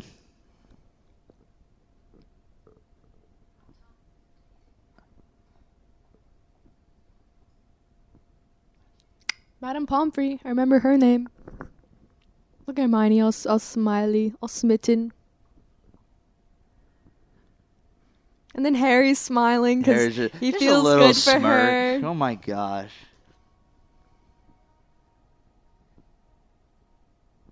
That'd be so weird if like Ron just woke up like Hermione's hand and like what the hell. I mean, that probably is what happened. No, because like when the movie starts back up again, like Ron's like, what the heck happened? Like, why doesn't Lavender like me anymore? Because Lavender's giving him like the cold shoulder. Mm-hmm. Oh, Draco's snooping around again. And Harry's snooping around to follow Draco. I know.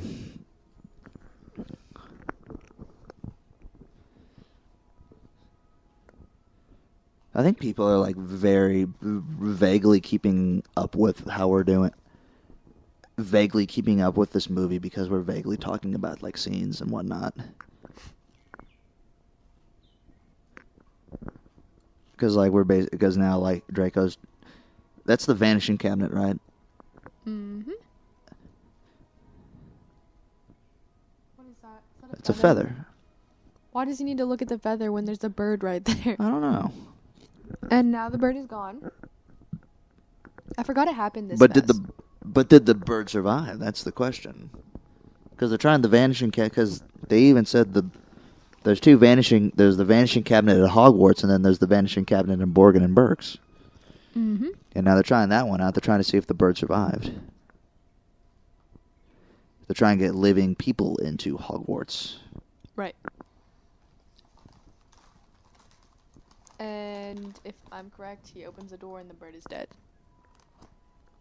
Yep, dead bird. Did they do like the killing curse on it or something? Good question. I don't think it was ever stated what happened. Who knows? I don't know. I don't think this was in the... Aw, he was crying. Look at Lavender Brown just glaring. I know, right? It's kind of funny, actually. How is he making it snow? Oh, doesn't it react to people? Doesn't the ceiling react to people? He feels cold and confused. Because Lavender Brown Broke up with broke up Ron. with him and he doesn't.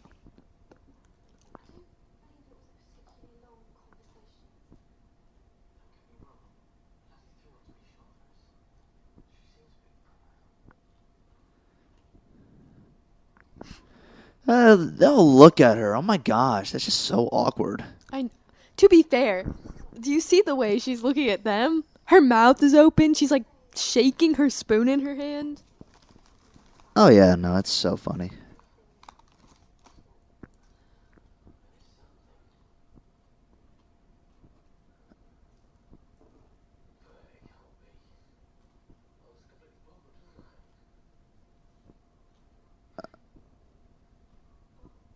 Oh my gosh. I'm not gonna lie, I relate with Ron so much here because, like, I mean, Hermione is so into him and he's just so oblivious about it. Mm-hmm.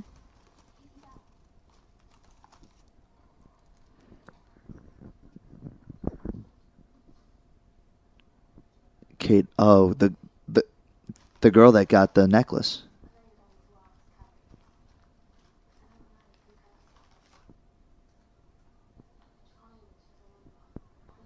Do you remember who gave you the necklace?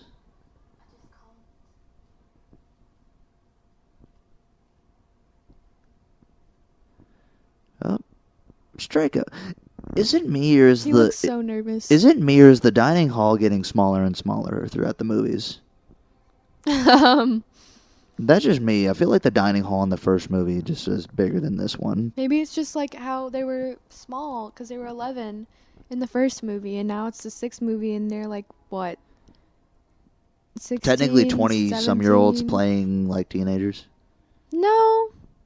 They were the same age. Yeah, close to it, I guess. Well, the thing is like the movies themselves like don't.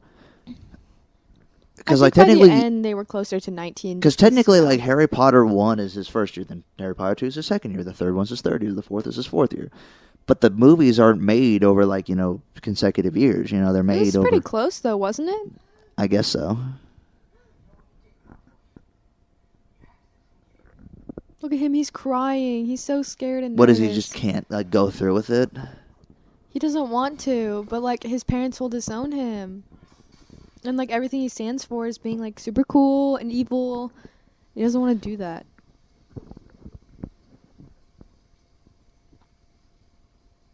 This is when he does that horrible curse on him. I feel so sad for Malfoy.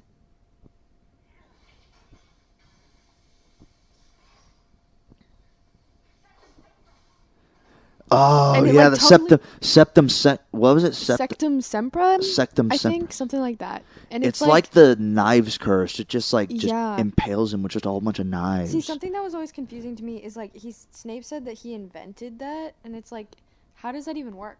How do people like just invent spells? Like, I mean,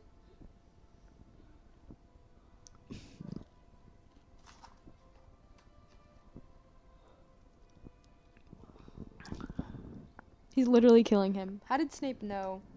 Oh right, never mind. Snape knows everything.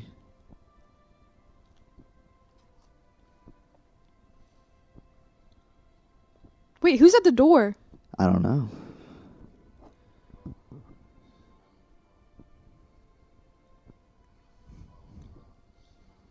They are literally so lucky.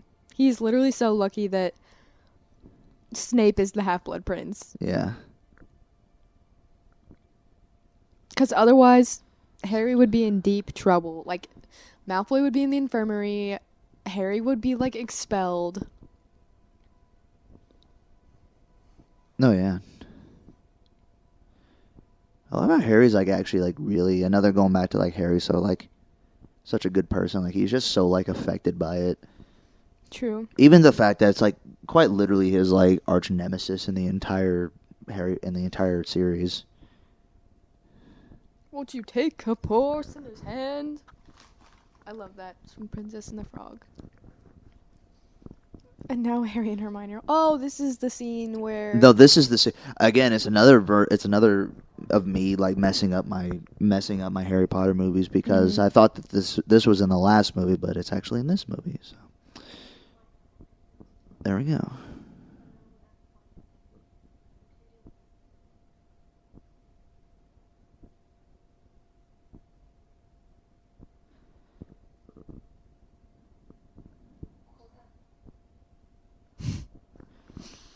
The tension between all of these characters. It's like the tension when you just see someone around your age at the grocery store.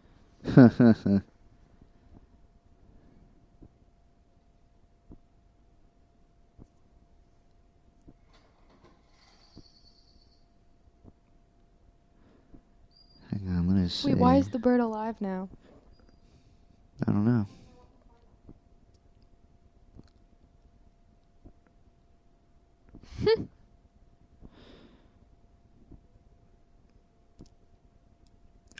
Okay, so hang on. I was looking up the name of Sectum Sempra, and it was basically Sectum. It's like Sectum is like the cut, and Semper is the always or ever. So it's like the cut always, essentially, or ever cutting, always bleeds. always sever, ever severing, that kind of thing. Conan Gray.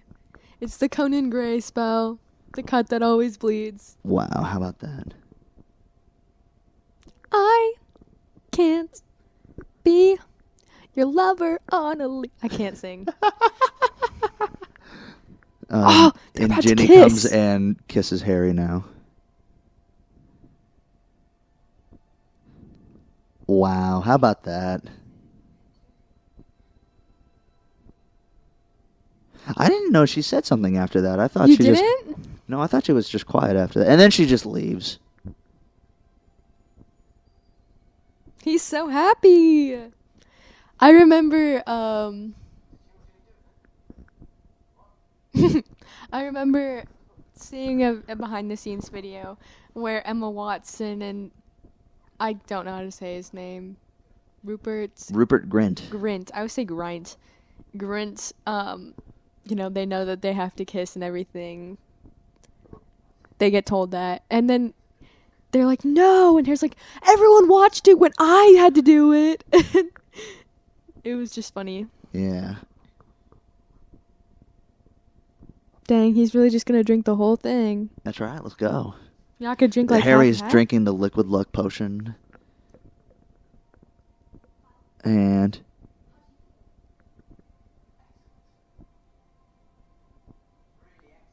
Excellent.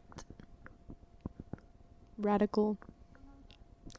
It's He like feels I feel like excellent if after this was in drinking the America, potion. it'd be like, radical dude. I don't know about that one.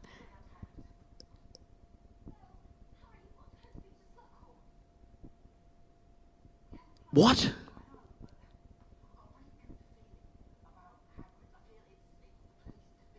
It's the place to be tonight. He's just so going to Hagrid's. They just like told him to, dude, hammy it up, dude. That you just need to add it with extra ham. The acting here.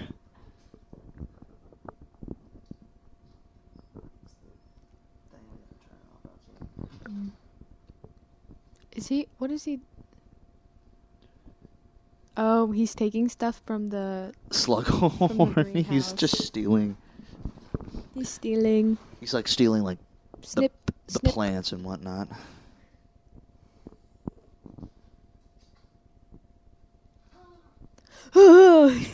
Yeah. I love how like he's going to Hagrid's and he just so happens to go up to go up to Slughorn. It's liquid luck. I mean, yeah, I know, but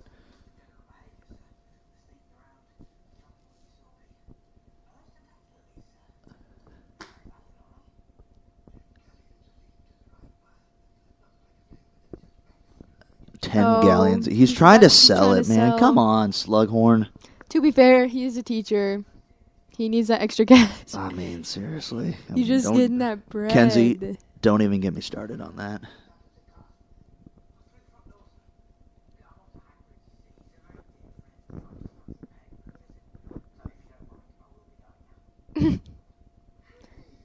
I love the way he's acting.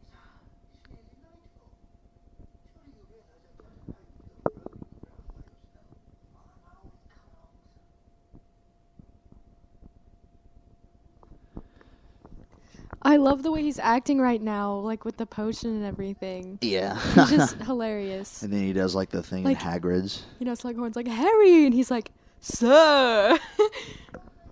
Again, like, I mean, when the director was directing the scene, he told Daniel Radcliffe, yo, whatever kind of acting you need to add it with extra ham. Like, hammy acting, you know? No, Aragog's dead. Oh my gosh. Aragog was way bigger in the Oh yeah, no, Chamber that's of what I thought. He Secrets. was so much bigger in Chamber of Secrets. That's a tiny spider. That is a really tiny. That's a Like, tiny. compared to what was Aragog. what was Aragog's like species name? Wasn't it like a arachna? Spider. No, arachnomantula. It's like an arachnomantula or something like that. It was like there's like an actual like name for like the type of species that he was.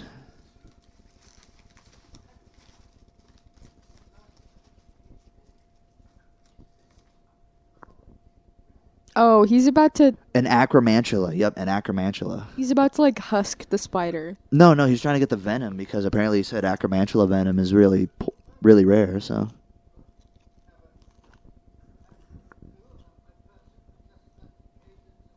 No, he keeps a Wow. vial of stuff on him just to.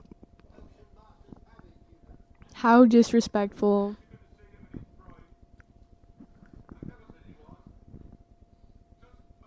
I feel like Harry is just like, yeah, I'm glad he's dead because he's tried to eat me and Ron and 4 years ago.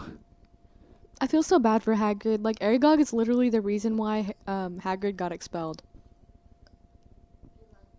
Because he got caught with the spider. Oh, yeah, no, yeah. And they no, thought they he thought was that the Aragog heir. was the monster in Chamber of Secrets, and then it found out that it was actually the basilisk, the basilisk, which is technically still which skull is technically still down in the Chamber of Secrets. Mm-hmm. I feel so sad for. I feel like Hagrid's They should have always- allowed him to continue his education after it was confirmed that he was not the heir of Slytherin. I feel like Hagrid's always just like getting kind of crapped on in these movies in this series, you know, because all of his characters are like, they had to kill Buckbeak in the third movie, and then Aragog dies, and then it's and then he actually had to be there with Harry, and he had to carry Harry back when Voldemort supposedly killed him. So. Mm-hmm. Well, I think it's kind of like just because he's like half giant, and it's discrimination. People are quick to point fingers and everything because they. Is that water in a dish soap bottle over there? No, it's hand sanitizer. I thought you put water in a dish soap. No, I bought it from to Thornton's. drink. Anyways. Yeah, sorry. Come on, Kenzie. Stay on task. Robin Williams auditioned to play Hagrid, and while they were very tempted, J.K. Rowling was I think either her or the producers, they were adamant that the actors in Harry Potter were actually British. Yeah. Which is sad. Oh. But also Hagrid's asleep. Hagrid definitely should have played Hagrid. I don't know his actual name. I cannot remember. The actor? Mm-hmm. It was Robbie Coltrane. Hmm.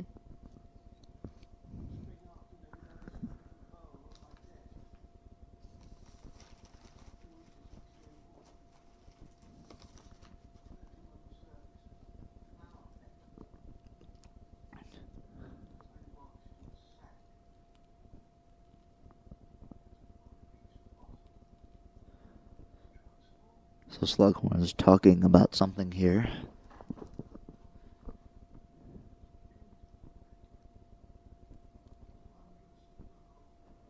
Don't really know.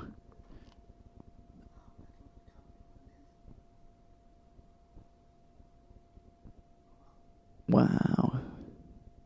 He's talking about a fish. A fish? No, he's talking about a flower petal coming Yeah, from... and it turned into a fish. Right? I don't know.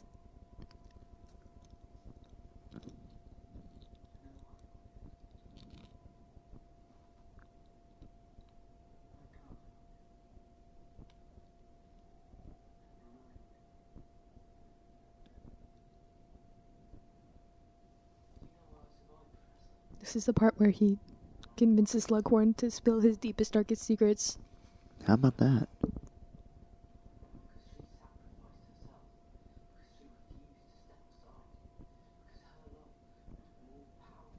Yeah, the story of Harry Potter itself. Love is the greatest magic of all time.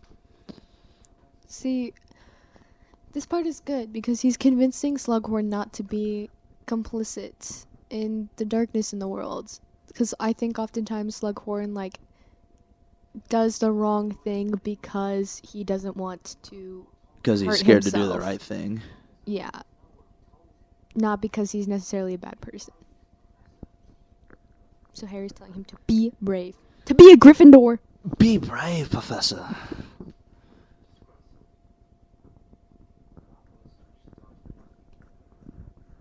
He's really milking his mom's death right now. I mean, He's not, but he's definitely using it to his advantage. That she was one of his favorite students.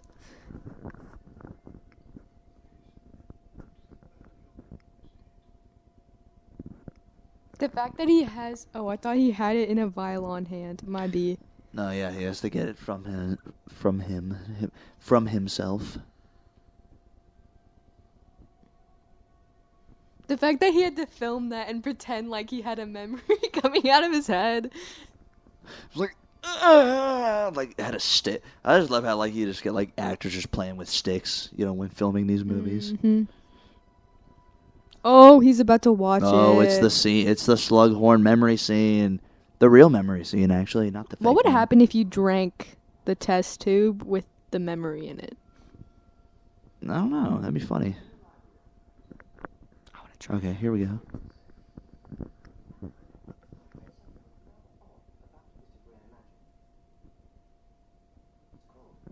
A Horcrux. He's telling him about Horcruxes. A Horcrux. That's it. That's what they were trying to... He was trying to... Because it wasn't essentially Slughorn that was able to... That taught Tom Riddle how to make Horcruxes, and then that essentially, for a lack of a better term, caused Voldemort to become... Voldemort.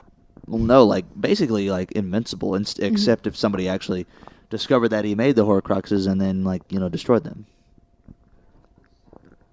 He would have found out eventually, I feel like, but Yeah. I understand the guilt. Something like that.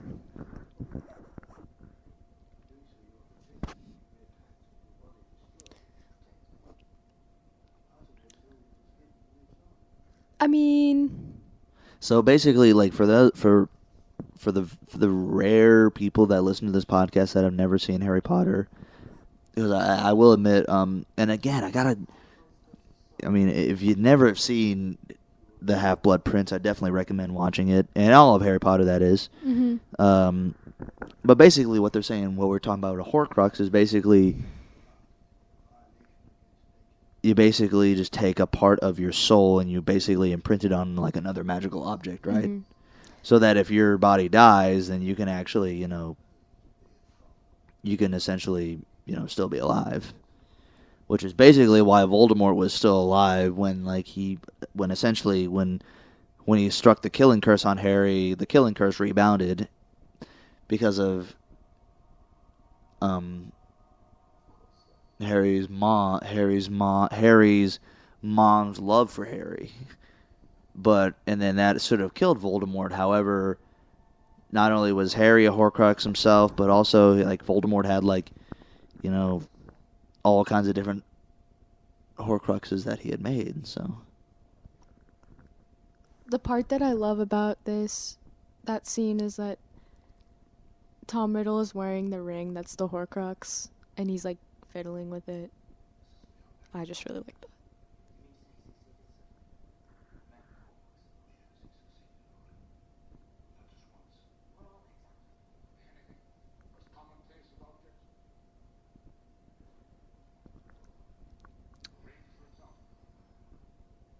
That's the ring. Dumbledore just pulled out the ring to show Harry.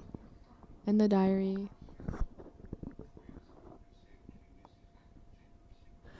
I will admit, like, the Chamber of Secrets, I always felt like was a kind of forgotten film until like this movie, and then like because the sixth movie of the Half-Blood Prince is a lot of callbacks to the Chamber of Secrets. Like, I mean, you have Tom Riddle's diary, and then that just kind of that thing. So.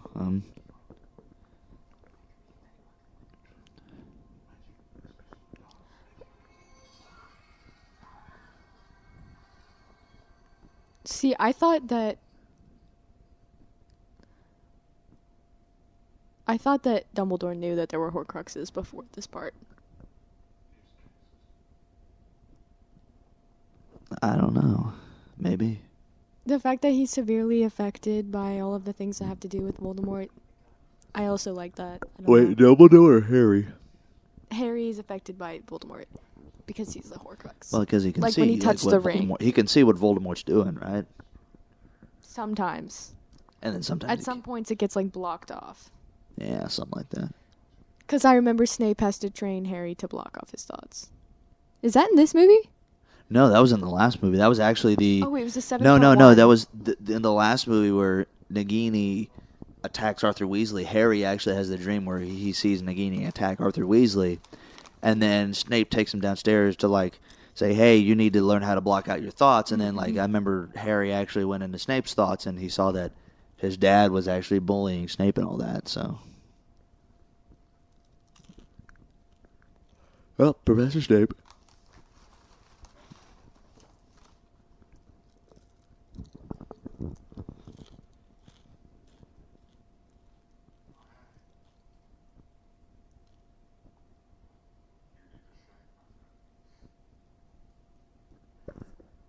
You know, I keep saying but there's this, the scene in the 7th part 1 where Dumbledore is like being buried or whatever at his funeral. Well, I and many other people don't like the part where Voldemort is looking at Dumbledore in his casket, because the way he's doing it, which is directly over the middle and then it's cut off, implies that he's flying over Dumbledore's casket and just floating there. And it's like a really weird image if you just like think about the rest of it.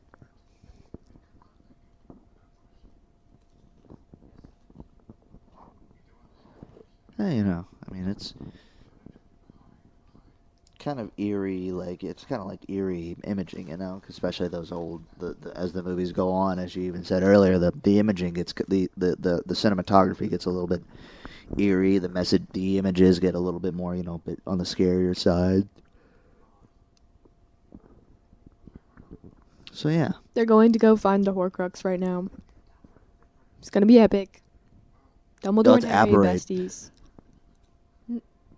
They're apparating. That's right.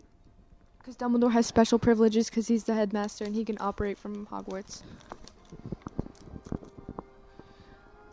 I remember always when I first saw the Half-Blood Prince, I was always confused by this last kind of part here. Like, how did they... And I never really... I think it was also because I didn't really pay that much attention when I was watching the movie first time, but... I was always like, where does this scene go? Like, what's this doing? And I was also upset. I remember at first I didn't really like it because I didn't think there was much of a final battle, which there really is in this movie. The final battle is basically like Snape killing Dumbledore, and then Harry tries to go after Snape, and then they burn Hagrid's hat down. Yeah, that was probably why I didn't like the 6th as much when I read the books, which was forever ago. It was literally in elementary school, but... Yeah.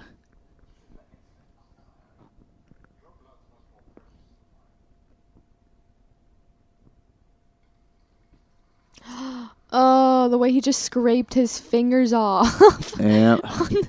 on the rock. Well, you also see, like, Dumbledore's, cave. like, hand, how it's, like, all, like, black and whatnot. That's so gross. He just totally... I hate that part.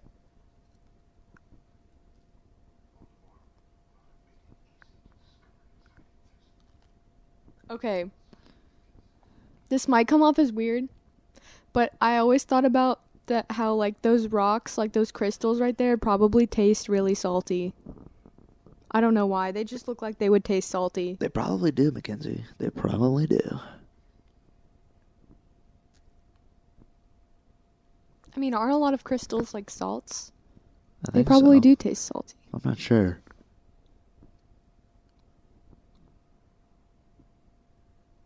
Ooh, pretty. There's a light. They're trying to get across the water to get to this boat thing. Oh, what just happened?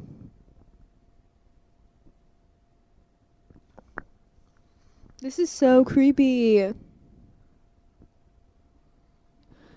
Didn't he, like, make a boat just, like, kind of up here? See, this part of the book and the movie was so weird to me because, like, Dumbledore was so vulnerable.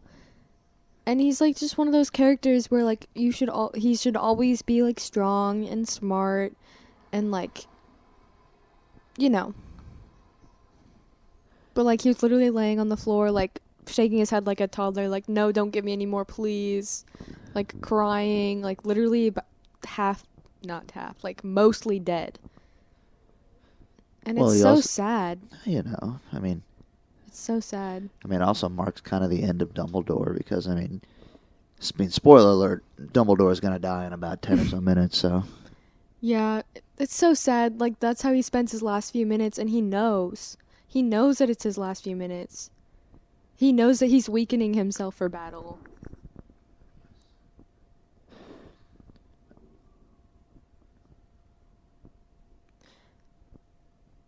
But But what if Voldemort wanted to get to his Horcrux for some reason? I mean, he probably... I mean, I'm pretty sure, like, I mean, if Voldemort drank that, I mean, he probably wouldn't, he probably wouldn't have any adverse effects to it. Maybe there's, like, a secret way to find it.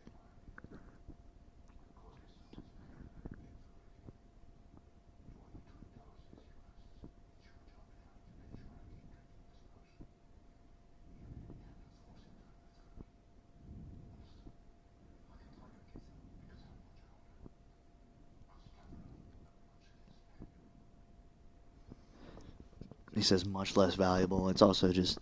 I think also, like, he just knows he has to die because, I mean, ultimately it's Harry's fight and Harry has to win it, so... See, but, like, that... Like, in the 7th book, Snape, like, accuses Dumbledore of raising a sheep for the slaughter.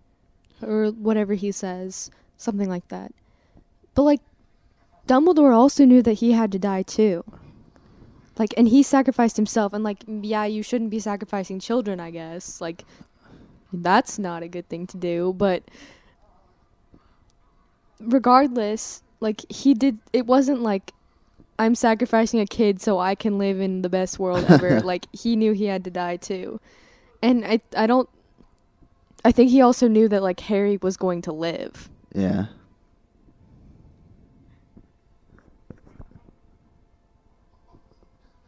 This is so sad. It's good acting, IMO.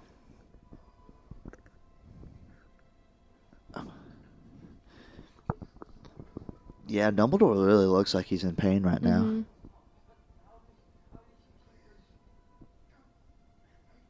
It's so sad. I think I cried the first time I saw this. It is good acting. Like, the way he's yelling, like, he genuinely does not sound like Dumbledore.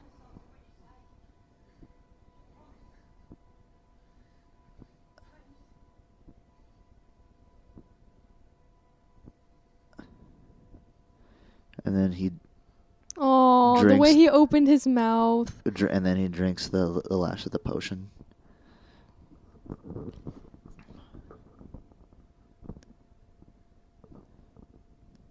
I would just give him the biggest hug ever.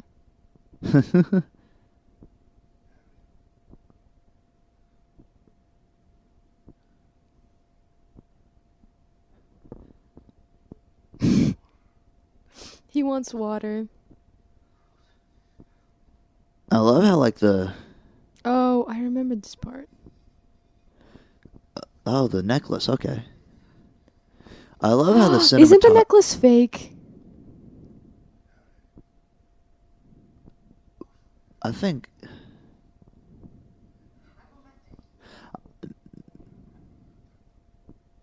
No. Water, the Harry. necklace being fake, Water. I'm not sure. He's begging for water. No, remember there's a note left in it by Remus Black. There is a I think one of them is fake. It's the locket. It's that locket. And I remember Harry's really distraught. No, because like... he knows that Dumbledore was, like, weakened because of that, and maybe he would have lived. He doesn't know that Dumbledore had to die, but he thinks, like, maybe he would have lived had they not gone to get the locket. Yeah. I love how, like, the cinematography here, it's basically just... It's, like, basically a black and white movie now, essentially. Mm-hmm. Like, there's no color at all.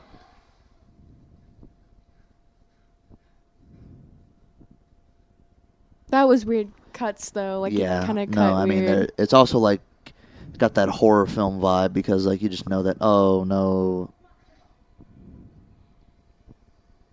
Uh-oh, they're in trouble. You kind of There like... are weird, half-dead things crawling up on the little island that they're on that's made of tasty salt crystals.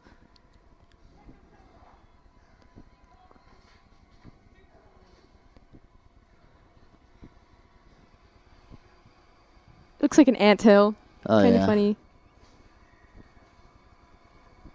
Where's Dumbledore? Harry. And then Harry's drowning.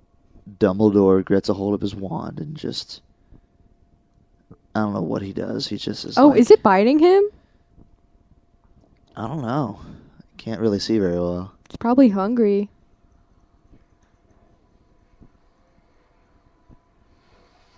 The way he knew where Harry was. Oh, yeah. He just, like, fireballs everything. Incredible.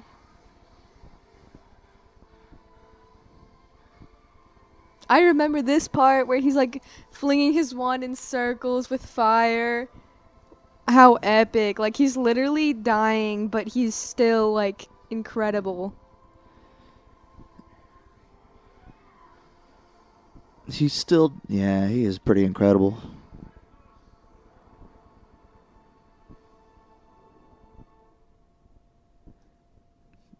Oh, Draco. It's time to kill Dumbledore. You know, something that's interesting that's kind of, like, similar between Voldemort and Draco is that no matter how much harm they do, like, they always have a sort of, like, fear/soft spot for Dumbledore. For Draco Malfoy? Draco and Voldemort both fear Dumbledore no matter what they do, which, you know, makes sense because he's a really powerful wizard. But, yeah. No, I see that.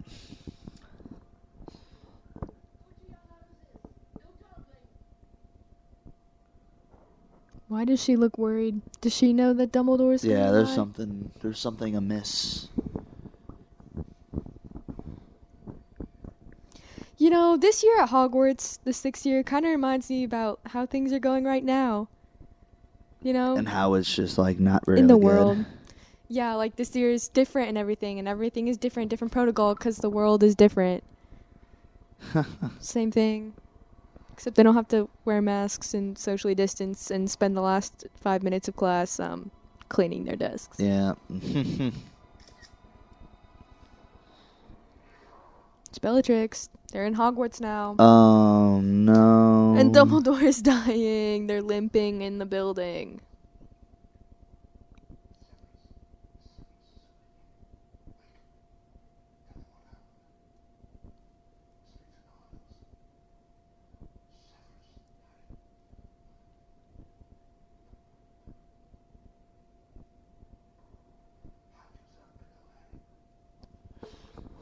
Hide yourself, Harry. Hide yourself. Yes, indeed.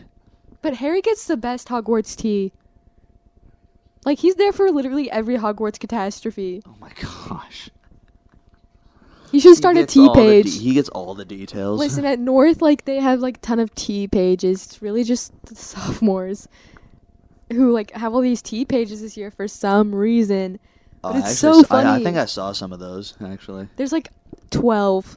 But it's so funny. Like, Harry could start his own tea page. At a Hogwarts. He just, like, knows, like, all the romances going on there. No, not romances. Just, like, oh my god. Like, today I saw Snape kill Dumbledore. Oh, yeah. Today, me and Dumbledore today I had to go, like, feed, like, you know, Dumbledore, like, a paralyzing potion.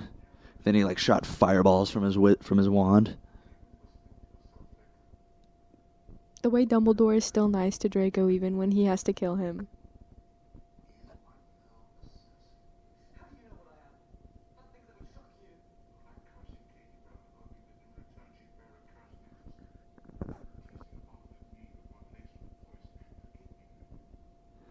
So that was Draco that did all those things. Draco tried to give the poison, like, you know, tried to give the poison to Dumbledore. Draco did. He just showed the Death Eater tattoo to Dumbledore. And he disarmed him. He just disarmed Dumbledore. Mm-hmm. So Draco now owns the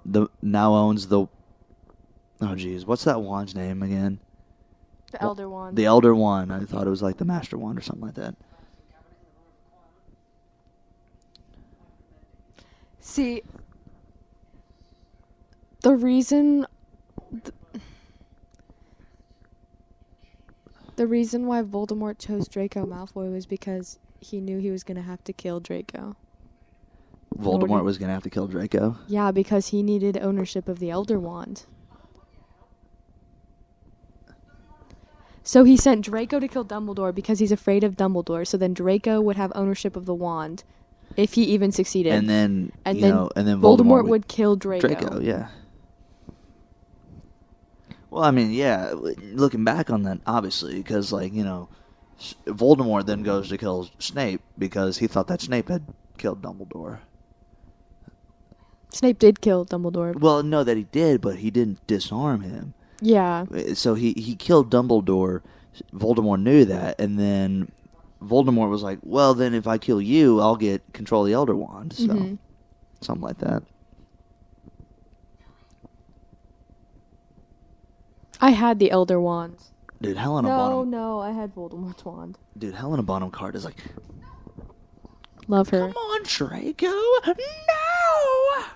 She was married to Johnny Depp, but they lived in, combined 2 different houses, and they were, combined. Was that Helena Bonham Carter? Yeah, and Johnny Depp. Oh, yeah. I'm not gonna lie, that's actually, I feel like the perfect, couple right there. They divorced. Well, yeah, but, I mean, they're so, just... They're still really good friends. They're just so weird. Yeah. They get each other.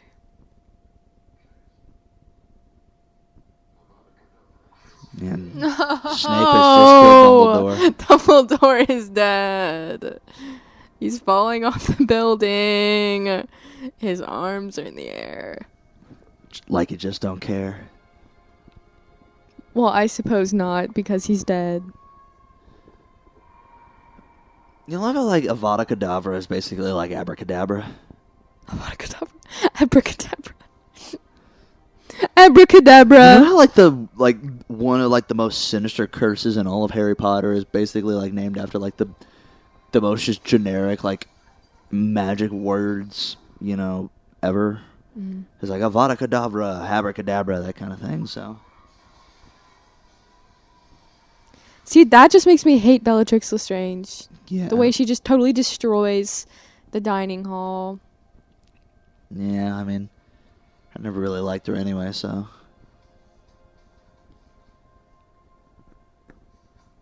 I love how Harry's just, he's just, really chasing after them. He's like...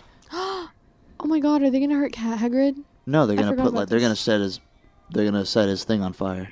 Why? What was the point? Well, I don't know, because they're evil.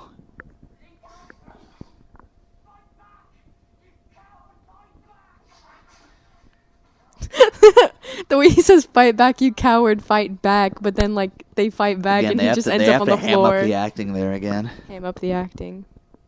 I still don't understand what that means. Yeah, no, so what hammy acting is, right? It's just acting really cheesy, just acting. It's just that's what it means by hammy acting.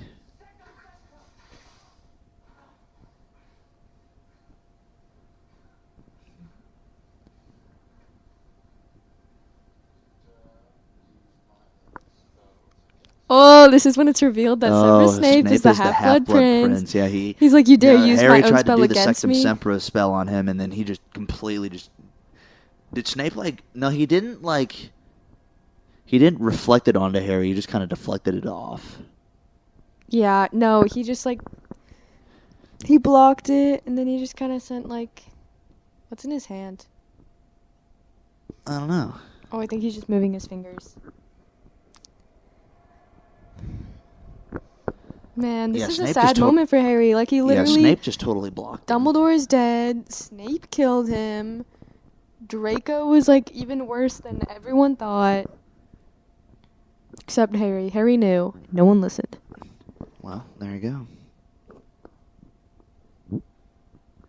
It's so sad. This sad. Music is sad. I definitely cried when I watched this. Yeah, I mean...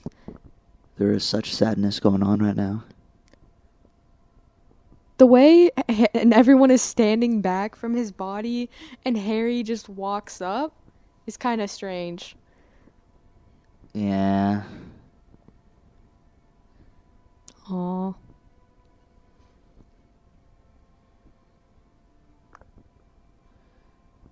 Well, then Ginny walks up. Ginny's nice.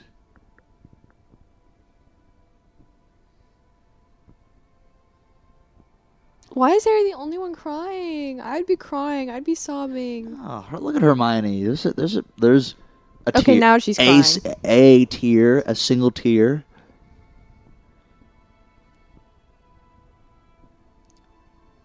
Oh shoot! Is it a concert? Yeah, they got like They got their wands out with the lights. got their wands. They're gonna wave it around like they just don't care. No, I think they're just destroying the thing.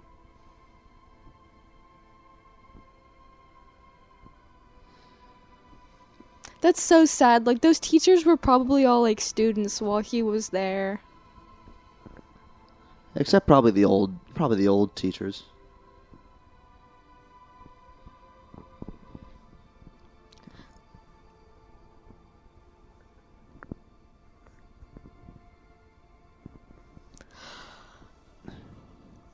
Well, I mean, he was even like a teacher though. Oh, Dumbledore? Yeah, Oh, yeah. he was a before teacher. he was the headmaster. Mm-hmm.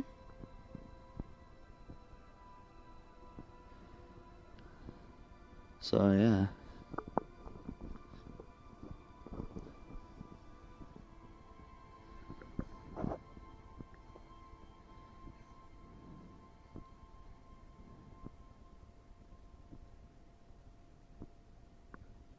And that's it. Is it over? Oh my gosh. No, I think there's a little bit more. Yeah. Yeah, it's the That would have been broken- really funny if they just end the movie just right. Roll credits. That's actually like what the ending of Infinity War felt like to me. Is like, wait, that's it? Yeah.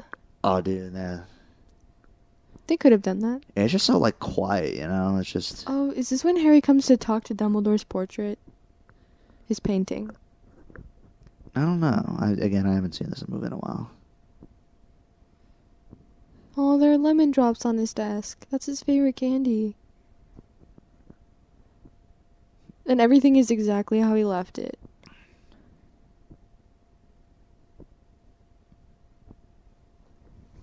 Mm-hmm. Yeah. He picks up his wand. They doesn't even know how important that wand is. Mm-hmm.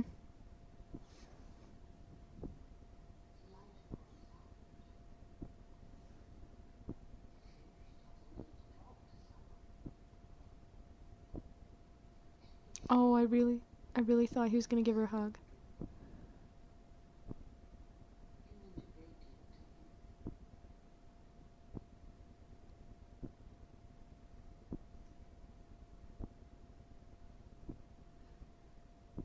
Is this portrait sleeping? I think so.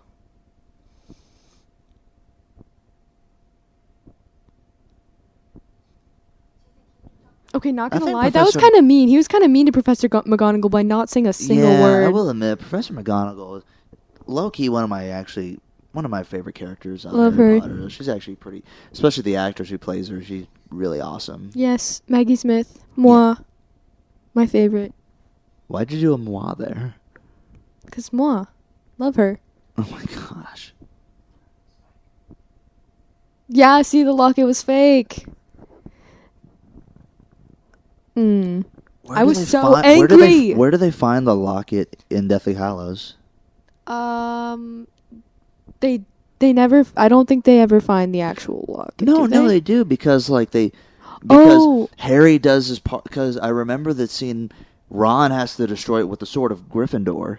Harry does parcel tongue to open it up, and it's like doing the whole scene where like Harry and Hermione are getting together, and then Ron's getting all like upset about it, and then he's like, and he goes and like destroys it. But where do they find it at?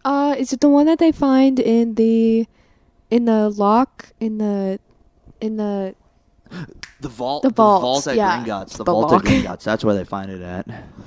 Yeah. My goodness, man.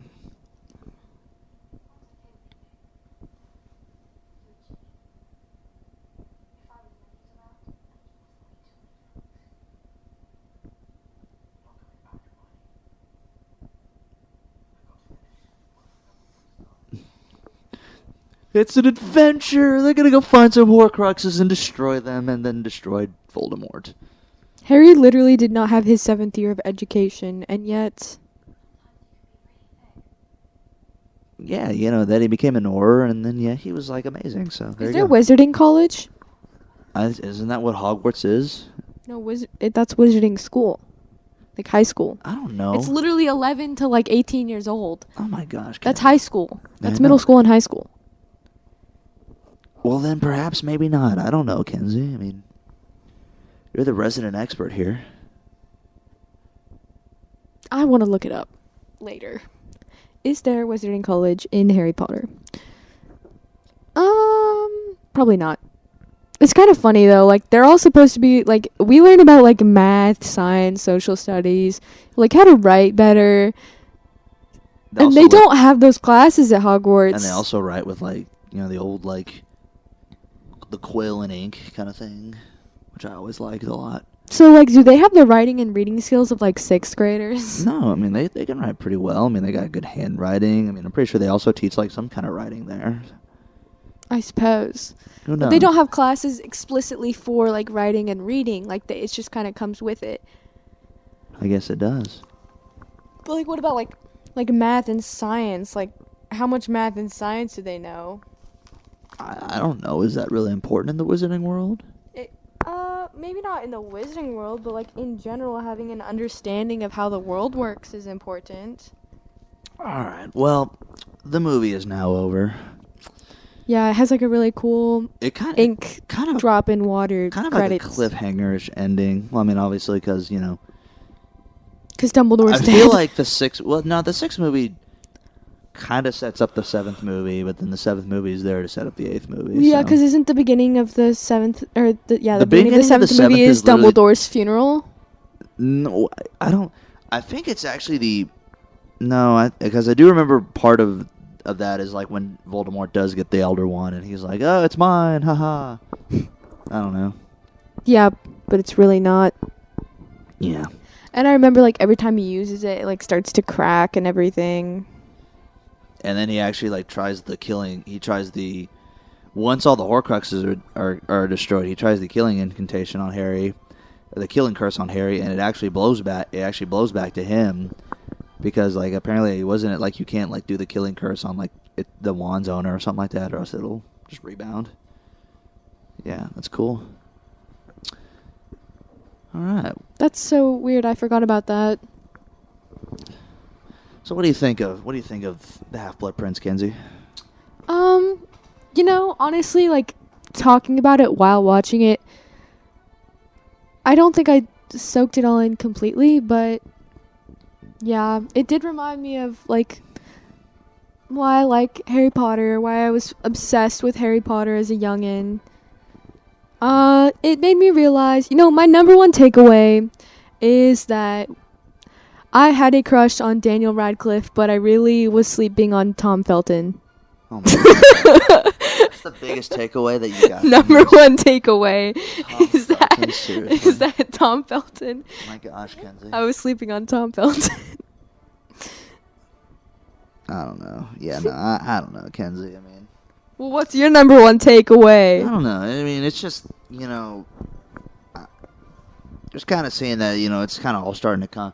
I mean, it's all starting to come together, like, story-wise, and you really get that in the last part of the... In the last movie, but... You know, this movie kind of leads up to that a little bit.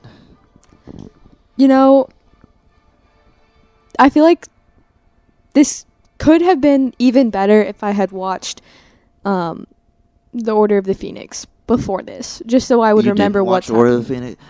I do admit, like... I haven't seen it in, like, years. So my Harry Potter watching experience, like, when I was growing up, I watched 1, 2, 3, and 4 a lot. Mm-hmm. And I honestly haven't sat down and watched 5, 6, and 7, and 8 even as much as I did. Like, I watched the first 4 a lot. Like, I'd probably say that, you know, Chamber of Secrets and Goblet of Fire are probably my favorite Harry Potter movies. But honestly, it's because those are the ones I've seen the most of. So, because I kid you not, this is probably I would say the 3rd time I've ever watched the Half-Blood Prince all the way through. Yeah, I would say that the movies that I watched repeatedly would be overall the 4th and the 7th part 2. Yeah, Kenzie didn't really. Kenzie's not a big fan of the first one. She always thought that I thought that one was too cheesy. It was too hammy, you know. It was too child actorish, you know. I loved it when I was little. Like, I saw no problems with any of the movies when I was little, like the same age as them. But No, I understand. now, Kenzie. like, I just like the more serious ones, I guess. Because, Yeah. the threat isn't the back of someone's head. It's a powerful wizard. Yep. And, I think that, like, the production is better in the later ones. Oh, the production value. Yeah, I think it's a lot better in the later ones. Mm-hmm. Although, honestly, I think it's probably because, like, I mean, as they went along, it just like, oh, yeah, no, we got better at doing this. And I mean, it was over the course of, like, a decade, so obviously there's going to be improvements in their, yeah. Of the quality of everything in general. Yep. Well, shoot. Honestly, number two takeaway. I still believe in my number one takeaway. Yep. Number two takeaway. Tom Felton, hard eyes here. Hard eyes. Maybe I should reread the entire Harry Potter series. I would say if I had more time, like... Me too. If I had more time, I would, but I just don't have the time. If I didn't work and have school and clubs... Oh, yeah, no, it's just so much stuff going on. Potter. That's one of the things I really... Because I read the first 3, 4... I know I read the first 3, because I read the ones that were thinner, the books that were thinner. And then the fourth one, and I remember I just kind of stopped reading the later books because they were just so... just big, And I think I read the fourth one, and I think I tried to start the fifth one, but I just never got around to finishing it. And I just kind of think I just lost interest at that point. So yeah, I think that also, like, I'm trying to think, like, there are several characters that are not in the movies whatsoever. Like, I think there was an elf, her name was, like, Winky or something. She was an important part of, I think, the fourth book. There was, Peeves, the ghost. There was another character. It was, like, Mr. Crouch, and then, like, another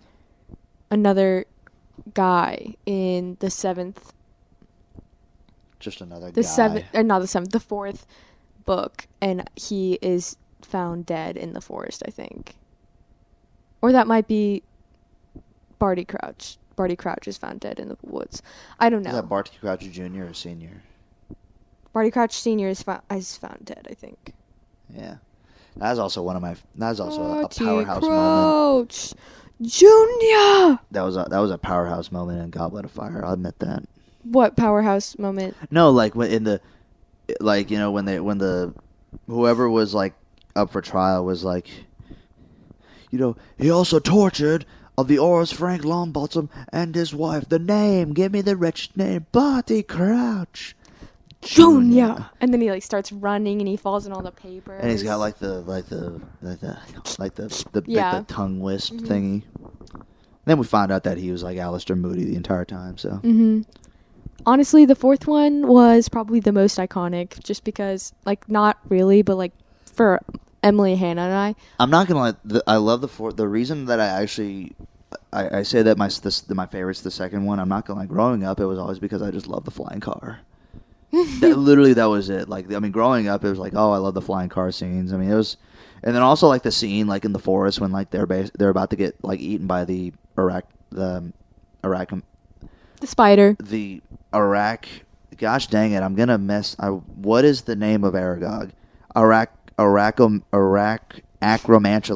I was trying to spell that word out. But yeah, no, and I love how the car just kind of came in and just was like, it kind of just came into like the rescue, and it was just kind of like a badass scene. So. Yeah, I like the part in the fourth one where Fred and George put their feet on the coffee table in the tent at the Feet off the table. Feet off the table. Feet off the table. I love that part. And then there's oh,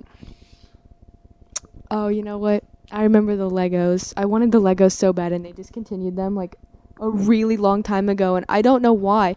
I don't know why they were so incredibly expensive and like rare and everything.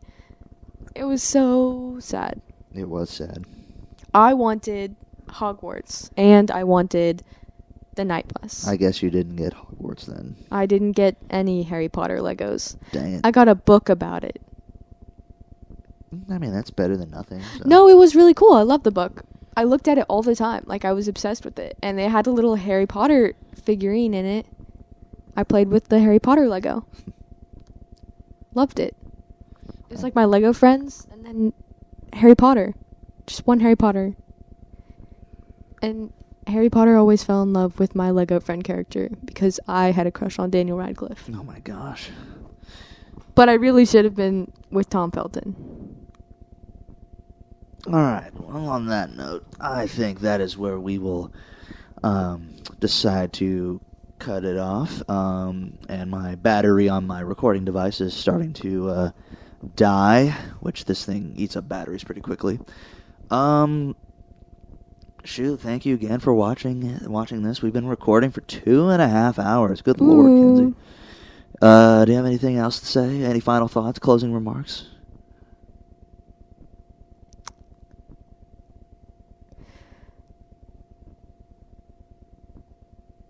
Tom Felton, if you're listening to this,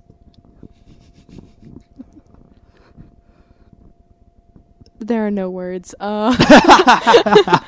are no words. I'm sorry. I didn't pay more attention to you. You look really good in a completely black suit. Oh my gosh. That is all. Thank you, Kenzie, and thank you all for listening.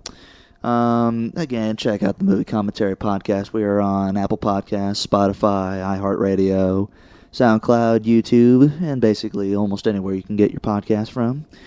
Wait, Apple Music? I have Apple Music. No, I meant Apple Podcasts, my bad. No, you said Apple Podcast. I was just being stupid. Yeah, no, you're good. That is all I have. That is all we have for y'all.